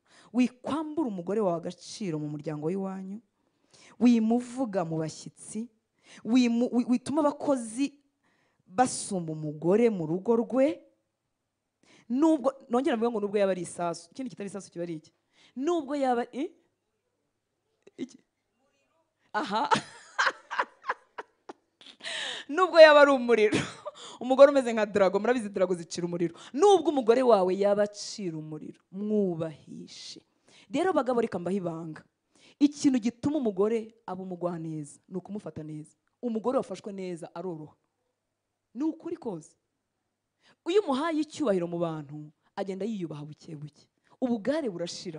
Kandi ibyo nibyo. Umugore wakunzwe, muza n'urukundo ku bagore banyu. Umugore wakunzwe aroroha. Umugore wabwiwe ibyo mu mirima no mu matungo, ibyo mu bucuruzi, umugore wahawe icyo cyizere, nta nubwo azakwiba amafaranga. Impamvu yakwiba nuko yamuhisha. Aragusopa sopa usinziriye, abanywa agacupa akagusopa wasinze, ntuzi niba yasize mu kabari, ntuzi niba, ariko yabwiwe ibiriho. Nukuri aba umugwaneza kuko arabizi ko mufite 100 gusa, ntari bwisukisha inweri, ntari bugure mu rukweto. Aramenya ko abikiye minervari y'abana cyangwa kwishyura inzu, ariko uko mumuhisha arakubana umuriro ahubwo urushijeho kwaka. Doraho nibereshye. Namwe bagabo buri wese abane n'umugore we amufata neza, kuko abagore badafite imbaraga. Arimo abandi bakufata ariko Hortense ubundi yagiye mu Bakolosayi gukora iki? Yajya muri Matayo. Umwuka wera nawe yanyoboye hano kugira ngo naho tuhakosore, kuko abari mu mwami bafite umuco wo mu bwami. Ntago umuco mu bwami ugaragarira muri izi mfuruka enye z'urusengero, ugaragara ni wacu mu rugo. Namwe bagabo mwemere inshuti z'Imana. Haleluya. Buri wese abane n'umugore we amufata neza, kuko abagore badafite imbaraga nk'izanyu, mujye mubaha agaciro. Wimubwira ngo ariko nkaho ugira ubwenge. none se ariko tekereza n'ukuri none se uramubwiye ngo nkawe ugira ubwenge ni bya bindi mama yatubwiraga mu kanya uranditse none se ubwenge ubundi buzava hehe kuba bumutesheje nubwo yari azi bwaragurutse kubera guhora bimubwira nawe asigaye yumva atabufite ntamenya niba aza ntamenya niba asubirayo ntamenya niba bacuruza inyanya ntamenya kuko waramuzonze umubwira ko nta bwenge agira ntamenya niba banza imineke ntamenya niba basasa amaze kwibagirwa gukaraba kubera ko wamutesheje umutwe. Imana ikubabarire. Haleluya. Mujye mubaha agaciro. Iyo umugore umuhaye agaciro ariyubaha agenda yiyubaha ariko murabizi ko umuntu atatanga icyo adafite. Nawe banza ukagwirize mu mwami ubone no kugatanga. Mujye mubaha agaciro rero kuko muzaherwa hamwe nabo umunani w'ubugingo. Imana itanga ku buntu. Mugenze mutyo kugira ngo amasengesho yanyu ye kugira inkomyi. Timoteyo wa mbere 5:8. Rwandiko rwa mbere Paulo yandikiye Timoteyo 5:8. Turarangiza tubasoje. Tugiye gusoza n'abana tusoze kandi mwakoze kwihangana. Kuko kameme ntabwo twari kuvuga abagore ngo dutahe tutavuze abagabo. Haleluya. Mu rwandiko rwa mbere rwa Timoteyo 5:8. Ariko niba umuntu adatungabi, hano bavugaga abakora mu nzu y'Imana, abadiyakoni, abapiskopi cyangwa ababishopu, ariko ibi birareba bari muri Kristo Yesu bose. Turacyavugana n'abagabo. Ariko niba umuntu adatungabe cyane cyane abo mu rugo rwe, aba yihakanye, widukangisha amaverisi wafashe mu mutwe. Abagize gute? Aba yihakanye ibyizerwa kandi ababaye mubi. Hanyuma y'utizera reka mvugane n'abatari hano, umuntu akaba ari umuvugabutumwa rwose akava i Burundi akagera Kongo, akava Kongo akajya Uganda akagera Tanzania, akamara ukwezi adatashiwe, akamara 2 akamara 3 adukangisha ko ari umuvugabutumwa. Bibiliya irimo iramugarura mu rugo, gutunga abo mu rugo rwawe. Kuko iyo utabatunze ngo uri hanyuma y'abatarabizera urarutwa n'abapagani. Si ikibazo cy'imirongo ya Bibiliya, kuko umurimo wa mbere ufite ni urugo rwawe. Jya mwivuga butumwa wahamagarwa full time, wahamagarwa half time, niba binabaho jya mwivuga butumwa utunga abo mu rugo wiruhunga. Ergo habaho inzererezi z'abavuga butumwa, namwe murazizi. Ubu niba hano uri mu Rwanda, iyo uvuye mwivuga butumwa i Burundi ukomereza Tanzania gute udaciye mu Rwanda, ugakomereza Uganda gute, ngurumva ngo umurimo w'Imana ngo watubanye mwinshi. Inzererezi apana umurimo w'Imana, inzererezi ngo umurimo w'Imana ngo waradufashe ngo simeruka mu rugo ngo nukuri ngo meze amezi 3 nataha. Ufite umugore n'abana meze amezi 3 udataha. Ngo nagiye masengesho ngo Rusizi ngo mvuye ngurumva ngo umurimo w'Imana ngo twa dufite umutwaro ngo wa Kibungo ngo dukomereza Kibungo, ngurumva ngo twagomba kujya gusengera intambara ya Kongo ngo duhita dukomeza ngo tuzenguruka imipaka. Hayi mu rugo abana barakubuze ntibazi papa, umugore yarashobewe ngo ararutwa nutagira gute nutizera. Niba umuntu adatungabe cyane cyane abo mu rugo rwe, aba yihakanye ibyizerwa kandi ababaye mubi hanyuma yutizera. Navugaga abavuga butumwa ariko reka ngaruke kubakora. Hari igihe ukorera kure y'umuryango ariko na weekend ntumanuke ugatahira ikigare, ugatahira sinzi inama ninye kuyivuga ariko wajya mu nama za leta wagira, reka nyivuge wajya mu nama za leta wagira, menya ko ufite umugore n'abana. Ngo nuko ngukora ngo mu nzego ngo za leta ngo ntutaha, ufite umwanya uri free. Nago turi mu ntambara, turi mu gihugu cy'amahoro, ntibikimeze nko muri 94 n'abasirikare bagira ikibari. Ndabizi basirikare mu nyumva mugira ikibari nimutahe, n'ikibari gikoresheje ahandi kandi uri umwizerwa uri muri Kristo Yesu. Ngo sinangwa akazi ngurumva ngo nkomereje gashora ngo mvuye gashora. Inzererezi wikitwaza akazi. Abari ku murongo bagira uko babalance akazi ka leta ariko no mu rugo bakababona. Ndashima Imana kuko nta kintu muzantwara. Haleluya. Kandi ibi bintu na leta birayibabaje. Mu myaka yatambutse mbere ya corona higeze kubaho inyigisho zitwaga triporole. Triporole mu bigo bya leta, mu turere no mu ntara. Triporole bashakaga kumenyesha umuntu ushobora kuba umukozi mwiza, akaba umugore mwiza cyangwa umugabo mwiza, akaba n'umubyeyi mwiza. Nukuvuga ngo leta nayo birayihangayikishije. Iyo turi mu office ariko mu rugo umuriro waka, kuko umusaruro dutanga mu kazi witugabanuka. Ntiwararurwana n'umugore ngo ejo ngo ukora akazi neza, ntibikunda. Bashobora kuba batemera Bibiliya ariko principe ziba muri Bibiliya nabo zirabakorera. Haleluya. Haleluya. umugabo udatunga be cyane cyane wo mu rugo rwe aba yihakanye ibyizerwa kandi aba abaye mubi hanyuma y'utizera. Kandi mugabo nawe mugore turimo tuvugana aha ngaha, niwumva ibi bintu hari ibikureba nugera mu rugo uti mugore wanjye ngusabye imbabazi, mugabo wanjye ngusabye imbabazi, nakira ijambo ry'Imana kandi ngiye kukubera mushya. Muvuge ngo yego. Haleluya. Muri Bibiliya ijambo ry'Imana umurongo wa 8 wo muri Timoteyo ngo niba umuntu atita kuri bene wabo cyane cyane abo mu rugo rwe, uwaba yarahakanye Kristo twemera, ubuzi kumwemera ngo kandi waramuhakanye, ngo uwaba yarahakanye Kristo twemera ndetse abarutwa n'abatemera Kristo. Yesu mwiza. Tunga abo mu rugo rwawe. Kandi gutunga ngewe mvuga suko amafaranga gusa. Amafaranga niba ahari urayatanga, niba ari makeya urayabatungira mu nk'uko angana. Bagore namwe mugabanye ibiciro, ntago ubutunzi bw'abantu bureshya. Nguriya ngo urabona nguriya muntu ngo twiganye rero ngo wowe ngo yubatse inzu nyine yarayubatse. Tegereza nawe igihe cyawe, wirushya umugabo, wimuhagarara mu matwi. Haleluya. Imana itugirire neza.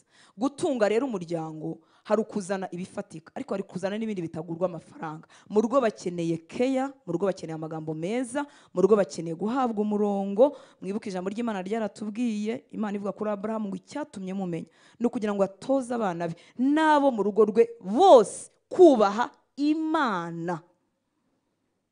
Ahantu umugore ayobora amasengesho mu rugo ni ahataba umugabo w'umurokori. Ngasubiremo. Ahantu umugore ahinduka umutambyi w'urugo akaba umwinginzi w'urugo ni urugo rutabamo umugabo w'iki wakijijwe. Nitwe duhagarara mu byuho tugatangatanga hirya no hino abafite abagabo batarakizwa. Abagabo b'abarokore ni muba batambye mu ngo zanyu. Tera isengesho nubwo utazi kurisenga, ritangire buhoro buhoro. Soma Bibiliya, wabwite uyu munsi turasoma muri Yohana, nubwo utahazi nawe uzahigira rimwe nabo ntacyo bitwaye, ariko ni wowe mutambyi w'urugo. Abashyitsi biza ngo madamu ngwino usenge, madamu senga n'ufite umugabo w'umupagani. Haleluya. Uri umutambyi w'urugo nyuma ya Kristo. Kuri kava y'urugo rwawe ni wowe mugabo, icyo cyubahiro wagihawe n'Imana gikoreremo. Haleluya. Ngurumva ngo umugore wanjye nuzi gusenga, wowe harya we yabyize, wowe ubahe kukijijwe. Simvuga batarakizwa, batarakizwa nyine mugomba kubaheka kugeza igihe bazakirizwa. Haleluya. Reka tujye kubana hanyuma dusoze. Ku murongo wa 20 handi mu Bakolosayi 3, bana mwumvira ababyeyi banyu muri byose kuko ibyo ari byo umwami ashima. Bana mwumvira ababyeyi banyu muri byose kuko ibyo ari byo umwami ashima. Muri ibi ijambo ry'Imana avuga ngo bana mujye mwumvira ababyeyi banyu ku buryo bwose kuko ari byo Nyagasani yishimira. Umuntu ashobora kuvuga ngo ese ngo nanjyana no mu mapfumu nzamwumvira, nanzonga nzamwumvira. Oya, umwumvira mu byo umwami ashima kuko abanza Imana. Abana mwumvise? Kuko uyu munsi habayeho ababyeyi bakunda indamu kuruta gukunda Kristo. Aho abana babo bashyingira bameze nk'ababacuruje, ndamushyingira ufite inkwano nyinshi, ndamushyingira umukire, oya, tubumvira mu byubahisha umwami. Sibyo abana? Bana mwumvira ababyeyi banyu muri byose kuko ibyo ari byo umwami ashima. Ibishimwa n'umwami ni mwumvire ababyeyi banyu. Hari igihe ukizwa ari wowe wa mbere ukijijwe iwanyu, umvira ababyeyi, kora imirimo yo mu rugo ituma ababyeyi bishimira izina rya Kristo wamenye.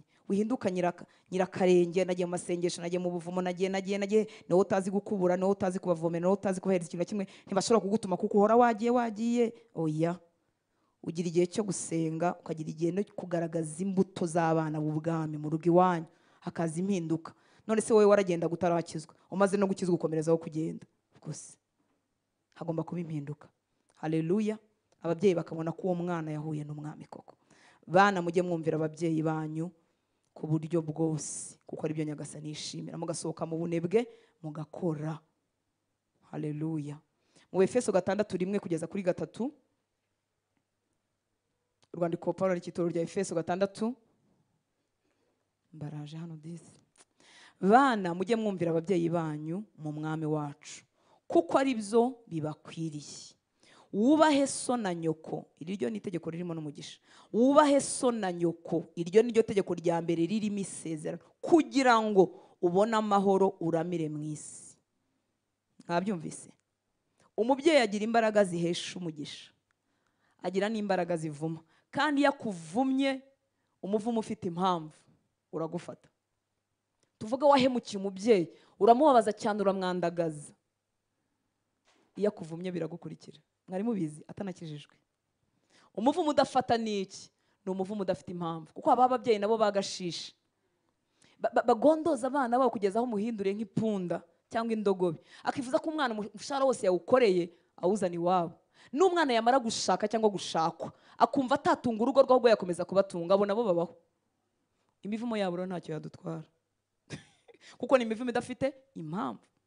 Turabubaha, tukabafasha ibyo tugomba kubafasha, ariko ntiduhinduke indogobe yabo. Kuki ibyo bintu urimo bivuga? Nuko akenshi harimo ubupfumu n'abantu batubaha Imana, habimo icyo twita esprit ya manipulation, kumanipira, kugeza aho umuntu yumva wagurisha ibyo ufite byose ukabimuha. Ibyo ntabwo ari urukundo rw'Imana, iyo ni manipulation ya Satani. No mu bo dufasha mu miryango harimo umuntu ushobora kumva umwana we wamukura mu ishuri ugashyiramo uwe. Seriously? Wowe ukura we mu ishuri ushyiramo uwe, urwo si urukundo rw'Imana, iyo ni manipulation. Kandi akenshi bigirwa n'abantu bajya mu bapfumu, baba bafite kwikunda gukabije ku buryo n'ubwo wapfa, kubera ko bashobora no kugutangaho igitambo ukajya ukora amafaranga ameze nk'aho ajya iwabo, wowe utagira iterambere namba. Si ibyo navugaga. Haleluya. Ariko kandi ntibidukuraho inshingano nk'abana. N'iyo ababyeyi bacu ari abapagani nka wa mubyeyi batubwiye, urakomeza ukamwubaha. Haleluya. Urakomeza ukamutwikira uko ushoboye, gusa nawe udatakaje ibyawe mu bukristo bwawe. Haleluya. Kugira ngo ubone amahoro uramire mu isi, wubahe so na nyoko. Kubaha ntibivuga kwemeranya. Murabyumva nshuti z'Imana? Binatandukanye gato no kumvira. Ashobora kumbwira ikintu ntari bucyumvire kuko gitandukanye n'indangagaciro zanjye z'ubwami, ariko ntibimbuza kumwubaha. Bana mufite umugisha, mu gifite ababyeyi cyangwa mufite ababarezi, mujye mububaha. Nubwo yaba yaratandukiriye, jya umwubaha umukavaringi. Wireka kumutumira mu birori byawe, wireka kumutumira mu bukwe bwawe ngo nuko atakureze, ni umubyeyi wawe. Nyine nawe yaracanganye icyo wabikirara ntiyakurera, ariko wamaze kuza mu mwami wijugunya, musabira umugisha. Kandi ubwo mvuga ababyeyi, noneho kubashakanye harimo sobukwe, harimo nyokobukwe, nabo ni ababyeyi bawe kuko ni ababyeyi b'uwo mwavanze. Haleluya. Amen. Ku murongo wa 21 harabwira ababyeyi bari muri Kristo, base ntimukarakaza abana banyu batazinukwa. Bibiliya ijambo ry'Imana ikavuga ngo babyeyi, abana banyu ntimukababuze epfo na ruguru kugira ngo badacika intege. Kuko hari igihe ababyeyi babuze umwana epfo na ruguru, yajya kugira ngo arafashe ikibakatije. Babyeyi, abana banyu ntimukababuze epfo na ruguru kugira ngo badacika intege. Nimunabakosora, nimubakosore mu rukundo, mubarinde kubahahamura, kuko isi ubwayo irahagije kugira ngo bazonge bahahamure. Sibyo? Babyeyi, abana banyu ntimukababuze epfo na ruguru. Hari igihe umubyeyi abera umwana ukajya ugira ngo si we wamubyaye, ni nka mukasi. Umwana yabatangiye umurimo akaba aramucunaguje, akaba amujyanye yaba nka rero. Babyeyi, abana banyu ntimukababuze epfo na ruguru kugira ngo badacika intege. Reka nsoreze none ndashoje ku bakozi bari muri Kristo, abafite ba shebuja, tugasiga tuzagahere utaha. Utaha tuzimuke kugenda igice, mwihangane mume n'imbabazi. Haleluya. Haleluya. Haleluya. Mwihangane.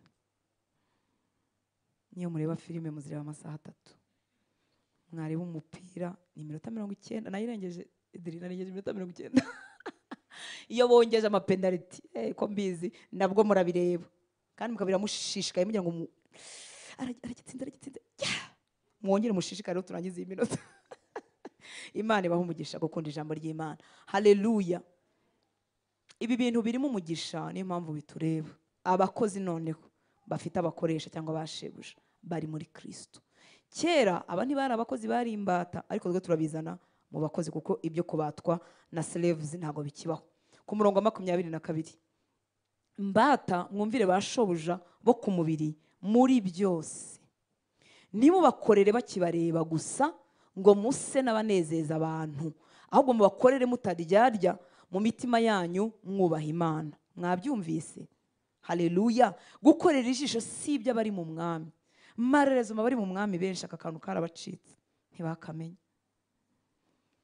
Muzi ko abakristo bamwe banga gukoresha abandi bakristo. Muzi ko umukristo avuga ngo ngiye kubeshya ko ndwaye ngo kubera ko ku rusengero ngo afite amasengesho y'iminsi 3 akabeshya ko arwaye. Nturamenye ibya Daniyeli basenga banakora, ayo makuru ntayo wamenye. Akazi wagasabye Imana urakabona, urangije ukabeshyeramo ngo ngiye kubeshya ngo ko ndwaye umutwe kugira ngo nawe ubukwe bwa mubyara wanjye. Nuko utamenya uburyo Imana itanga umugisha.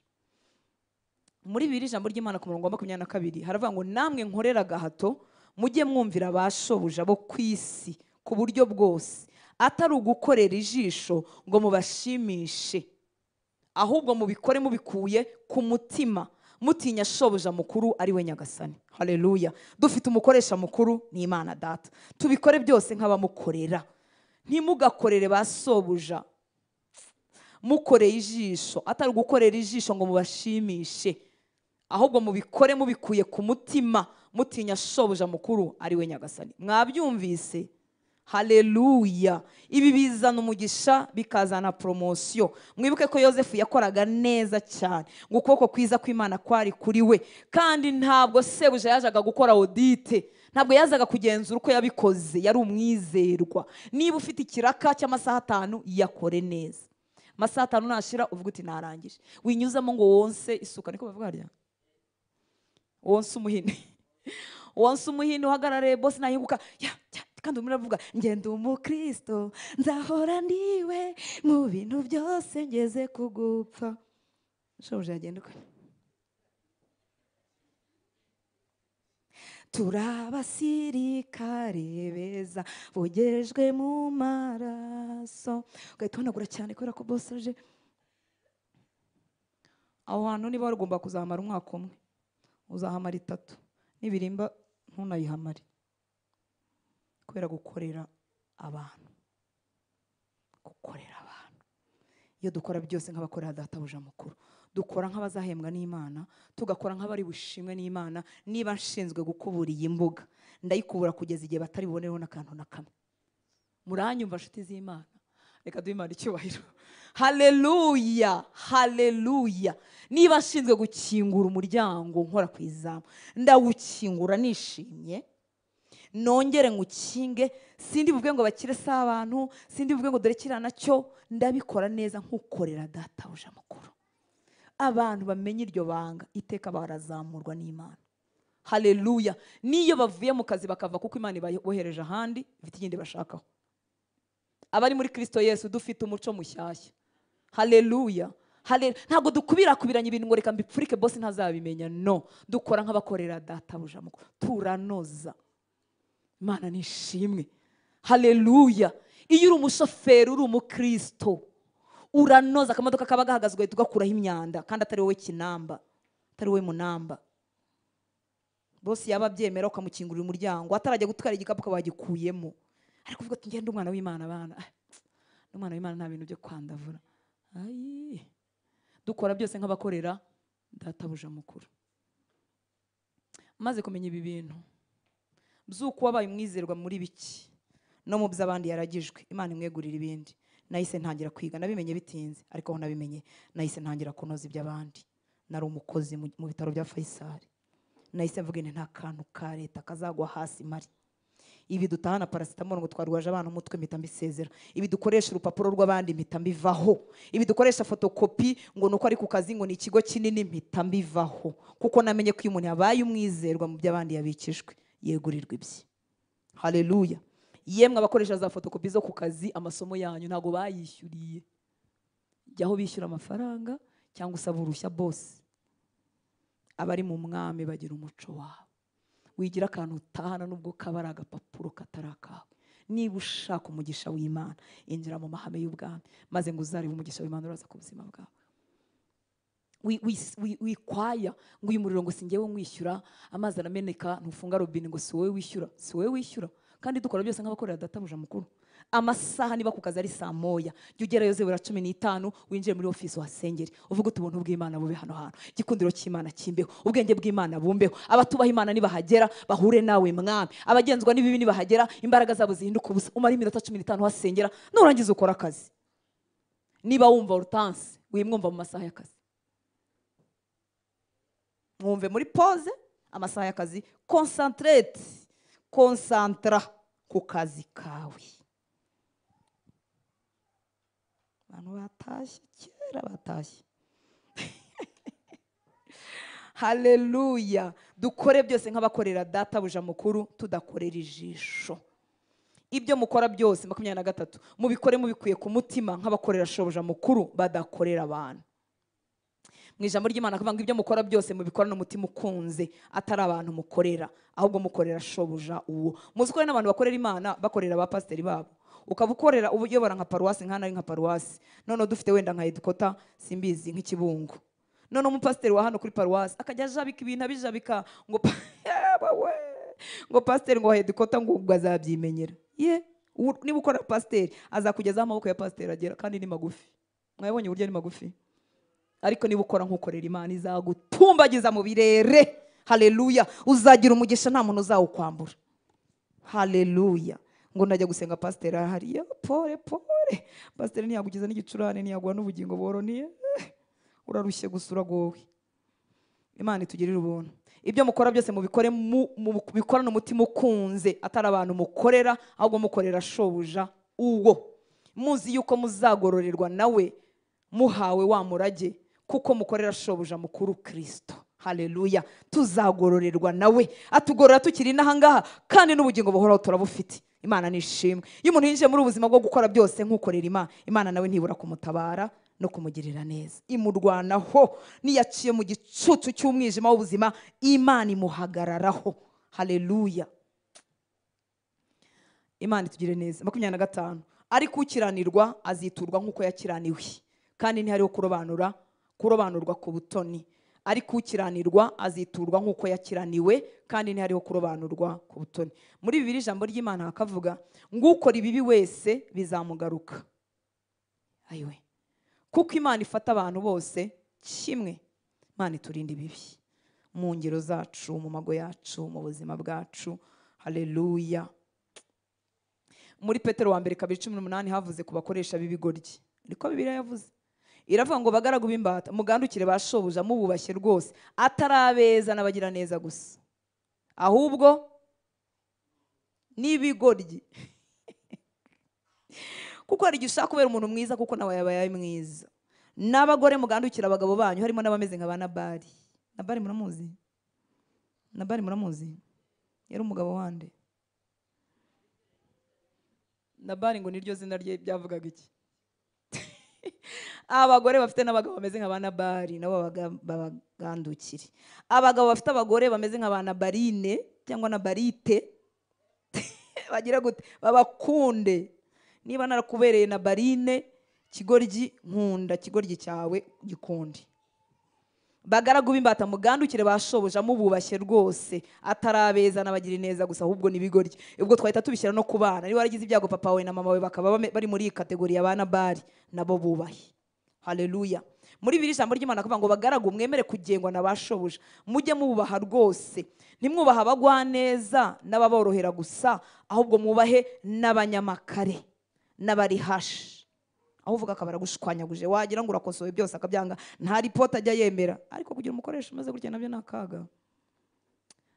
Abakoresha ntabwo turi bavuge uyu munsi. Iyo umuzaniye rapota arayishwanyaguza, ayicisha mu amazi. Iyo ukoze icyiza arakucira. Ariko Bibiliya yakubwiye ngo wowe uri muri Kristo Yesu, Nabali w'umukoresha umwubahe. Umwami Yesu atugirire neza. Reka duhaguruke dusenga Imana, dusaba ubwo buntu. Haleluya. Ibi nubwo tubivuga ntituba tuyobewe ko hari ibigoranye.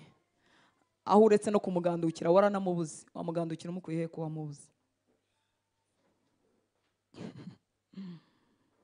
Ababyeyi bashaka ngo urabubahira he ko baturongeye? Turabizi ko hari ibigoye, ariko nubwo bigoye umwami wacu ashobora byose. Haleluya. Umugabo udataha uzamugandukira umukuye hehe? umugore wagiye uzamukunda umukuye he? Iyo bimeze gutya usabwa iki? Usabwa kutabarekura mu mwuka. Mu mubiri warabavuze ntubafite, ariko mu mwuka ubwira Imana ifite ubuzima bwabo mu kiganza cyayo. Haleluya. Ko tuvuga ngo umubyeyi ngo ntasharirire abana be, ukaba warabavuze baratorongeye, ntunabafite ngo bacyahe, ntunabafite ngo bakosore, ariko tubwira Imana izi aho batorongeye. Haleluya. Hari n'igihe haba haraje ibintu bibi cyane bituma abantu batanavugana, ariko ishobora byose, ikura mu rupfu. Kwa kundi yabwiye ba Marita ngo ninjye kuzukana ubugingo, ibyabuze Yesu yabigezemo arabizura. Wivuma nk'uko Satani yavumye, wivuga uti niko kizamera niko cyabaye. Oya, wishyiraho ijambo ribi, vuga icyo Imana ivuga.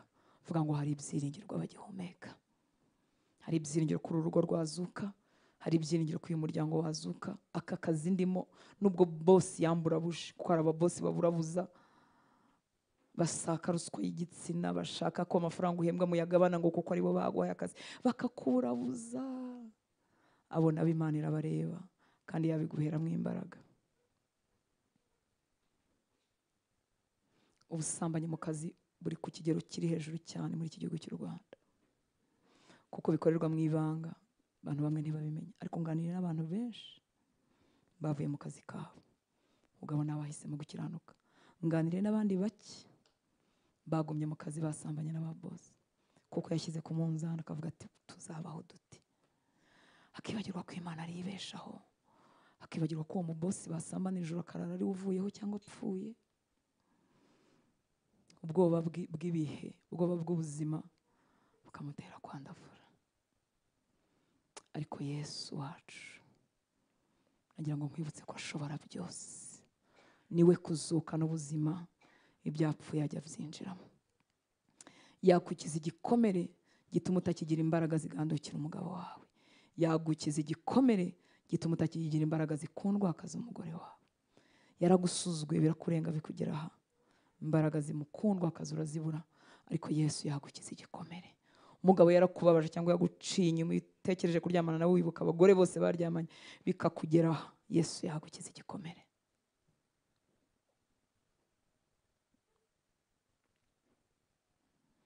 Iyo wibutse ko umuruho wose ufite wawutewe n'ababyeyi babi, Yesu yagukiza icyo gikomere, ukongera ukabakunda ukabubaha. Iyo wibutse ko abo kubaha wasigaranye nk'abakureze aribo bakuriye bakakumara, ukavuga uti nabubahira he, Yesu yagukiza icyo gikomere. Iyo abantu bakwihakanye bakakwihakana aribo bakakugiriye neza, wamara nawe kugira ubuzima, udufaranga twaje, akubahiro kaje, cyangwa urimo nko gukora ubukwe bagahita bashaka kwicara mu myanya y'icyubahiro kandi nta ruhare babigizemo, Yesu yagukiza icyo gikomere ukabubaha, ukabaherekeza amahoro bakazisazira, nawe ugatunga umugisha w'Imana. Nta kintu Yesu iyo yinjiyemo atazura, nta kintu Yesu atakosora.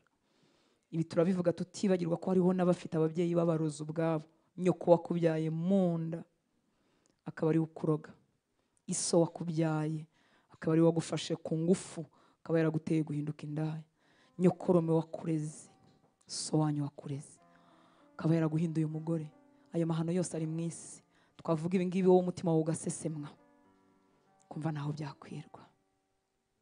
Yesu afite imbaraga, Yesu afite imbaraga zizura, Yesu atanga imitima mishya.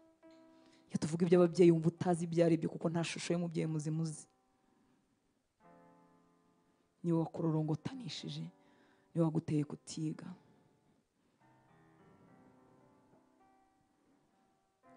Gikomerera imitima y'abana baba bato n'abamaze gukura, ni igikomere bakura mu babyeyi, kirakomera pe.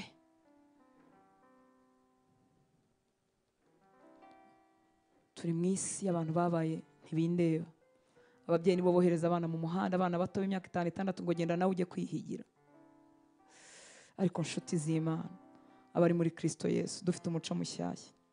Uretse kugira n'umuco mushyashya, dufite n'inshingano yo kongera kwerekana abari muri Kristo Yesu ko babaho. niba uri umugabo uri muri Kristo Yesu ndakwinginze, ibuka ko hari ibihumbi n'ibihumbagiza by'abagabo bataye umurongo, byibuze womatane na Yesu ubera abandi icyitegererezo. Niba uri umugore uri muri Kristo Yesu, ibuka abagore barorongotanye,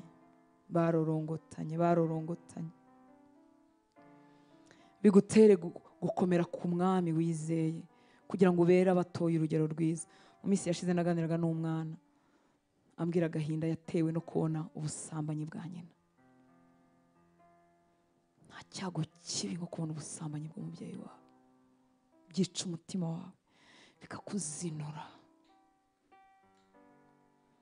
Yemwe abari muri Kristo Yesu, abari muri Kristo Yesu, mureke tumuzanire imiruho dukize, hanyuma twomatane nawe kugira ngo tubere icyitegereza abo bose badafite aho bareba. Mu myaka yashize nadiganiriye n'umwana w'umukobwa, ambwira nyina yari amaze gushaka abagabo 3 kandi nawe n'umwana w'umukobwa w'inkumi. Ambwira ati mama Hortense, byibuza iyo nkumvise njya nongera kugirira icyizere abagore, kuko ubundi nanze abagore. Ariko njya avuga ngo uriya mubyeyi niba ibyo avuga ariko abayeho, kuko ntabwo nzi ntarwa nyegereye, aba mu gihugu cya kure. Ariko niba uriya mubyeyi ashobora kuvuga biriya bintu, ni ukuvuga ko abagore beza babaho. Yarazinutswe kubera kubona nyina ahinduranya abagabo. Nshuti z'Imana bari muri Kristo Yesu, dufite umukoro wo kutakira agakiza gusa ngo tuzajye mu ijuru, ahubwo gutura muri ubu buzima bushyashya bw'abari muri Kristo Yesu, tukabwemera bukinjira aho dukorera mu kazi, bukinjira mu mago yacu, abaturanyi bacu bakabibona, abo tubana bakabona ubuzima bushya bw'abari muri Kristo Yesu. Si amagambo gusa ngo nahawe ubugingo buhoraho nzajya mu ijuru, bireke bicengera muri wowe, bimeneka inyuma, bibwira abantu ko bishoboka ko umuntu yabaho neza, yaba umugore utekanye, yaba umugabo mwiza witaye ku rugo rwe, udatura umushiha abo yashatse.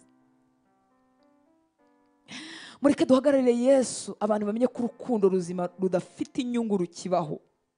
Mwibuke ko mu Befeso hatubwira ko nicyo cyitegererezo cy'urukundo Kristo yakunze itorero, urukundo abagabo bakwiriye gukunda abagore babo. Kuganduka kw'abagore kwagereranyijwe n'itorero ryiza rigandukira umwami waryo.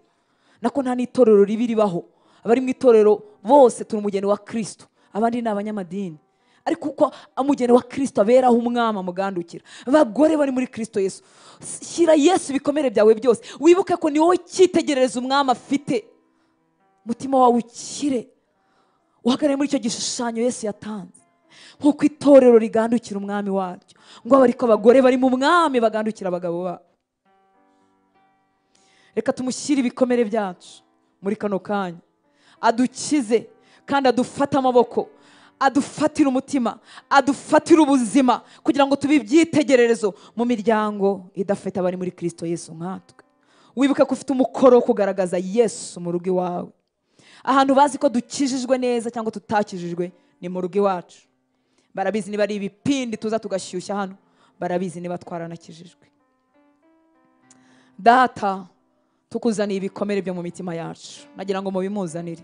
Tukuzaniye ibyatubabaje ku bagabo bacu, tukuzaniye ibyatubabaje ku bagore bacu, tukuzaniye ibyatubabaje ku bakoresha bacu, tukuzaniye ibyatubabaje ku babyeyi n'abatureze. Reka iki gitondo, iki gicamunsi kitubera igicamunsi cyo gukira kw'imitima yacu.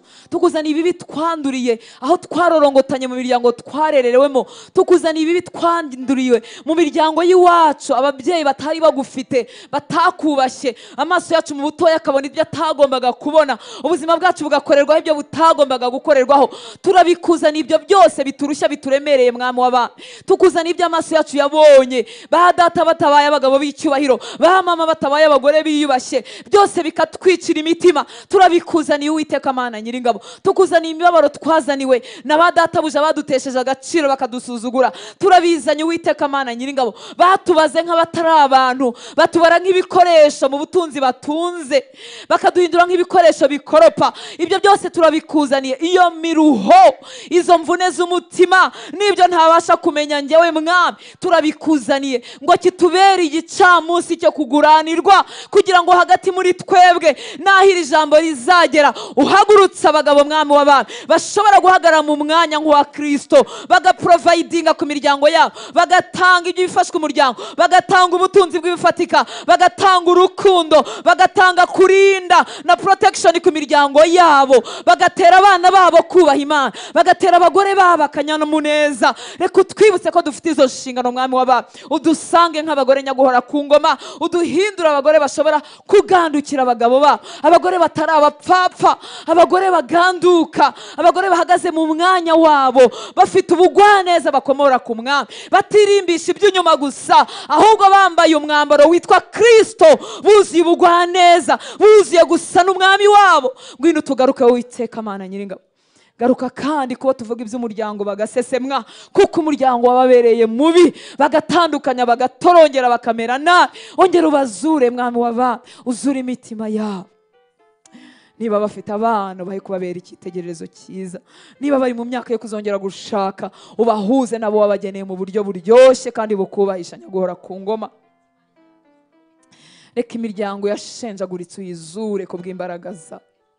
Tuvuga iri jambo, reka habeho umuzuko, reka habeho ubuzima mu mitima, imitima ihembuke, imitima izuke, imiryango izuke, abana batorongeye bongere bagire ubuzima, abana batakaje icyubahiro kuri ba se na ba nyina bongere bakire ubu buzima nyaguhora ku ngoma. Urakoze Uwiteka Mana Nyiringabo, abatakaje agaciro k'umuryango bumva bakwibera ku karwa, bakaba bonyine badahura na bene wabo, bongere ubibutse ko umuryango ari we institution washyizeho bwa mbere ukirema isi nyaguhora ku ngoma. Urakoze Data, turagushimira gukiza ushyize mu mitima yacu, turagushimira imbaraga uduhaye ku byari byaratunaniye, turagushimira imbaraga uduhaye mu byo tutari tuzi, turagushimira ko tutazakorera ijisho, tuzakora byose, tukavuga byose, tukabaho nk'abakorera byose, bakorera databuja mukuru ari wowe Data. Reka umuco wawe ari mu bwami ugwirire mu buzima bwacu, tuguhagararira uko bikwiriye. Imitima itafite izo mbaraga zo kubabarira uyisange, uyizure, uyihe ubuzima bwawe, kugira ngo nabo bakire ikiruhuko n'amahoro yawe ashobora gutwarira mu mitima yacu atandukanye n'uko isi yatanga. Data umugisha abana bawe bakomeje kuba ku birenge byawe, bumva ijambo ryawe, ubagirire neza. Subize gusenga kuzamuka mu ndeba y'imitima yawe, ubabere igisubizo muri byose, muri byose mukunzi mwiza, muri byose. Reka bazagaruke mu nzu yawe bafite amashimwe n'ubuhamya bushyashya. Urakoze Data, icyubahiro cyose nikikugarukire, ni mu izina ryawe Yesu dusenze, amen. Umwami Yesu abaho umugisha.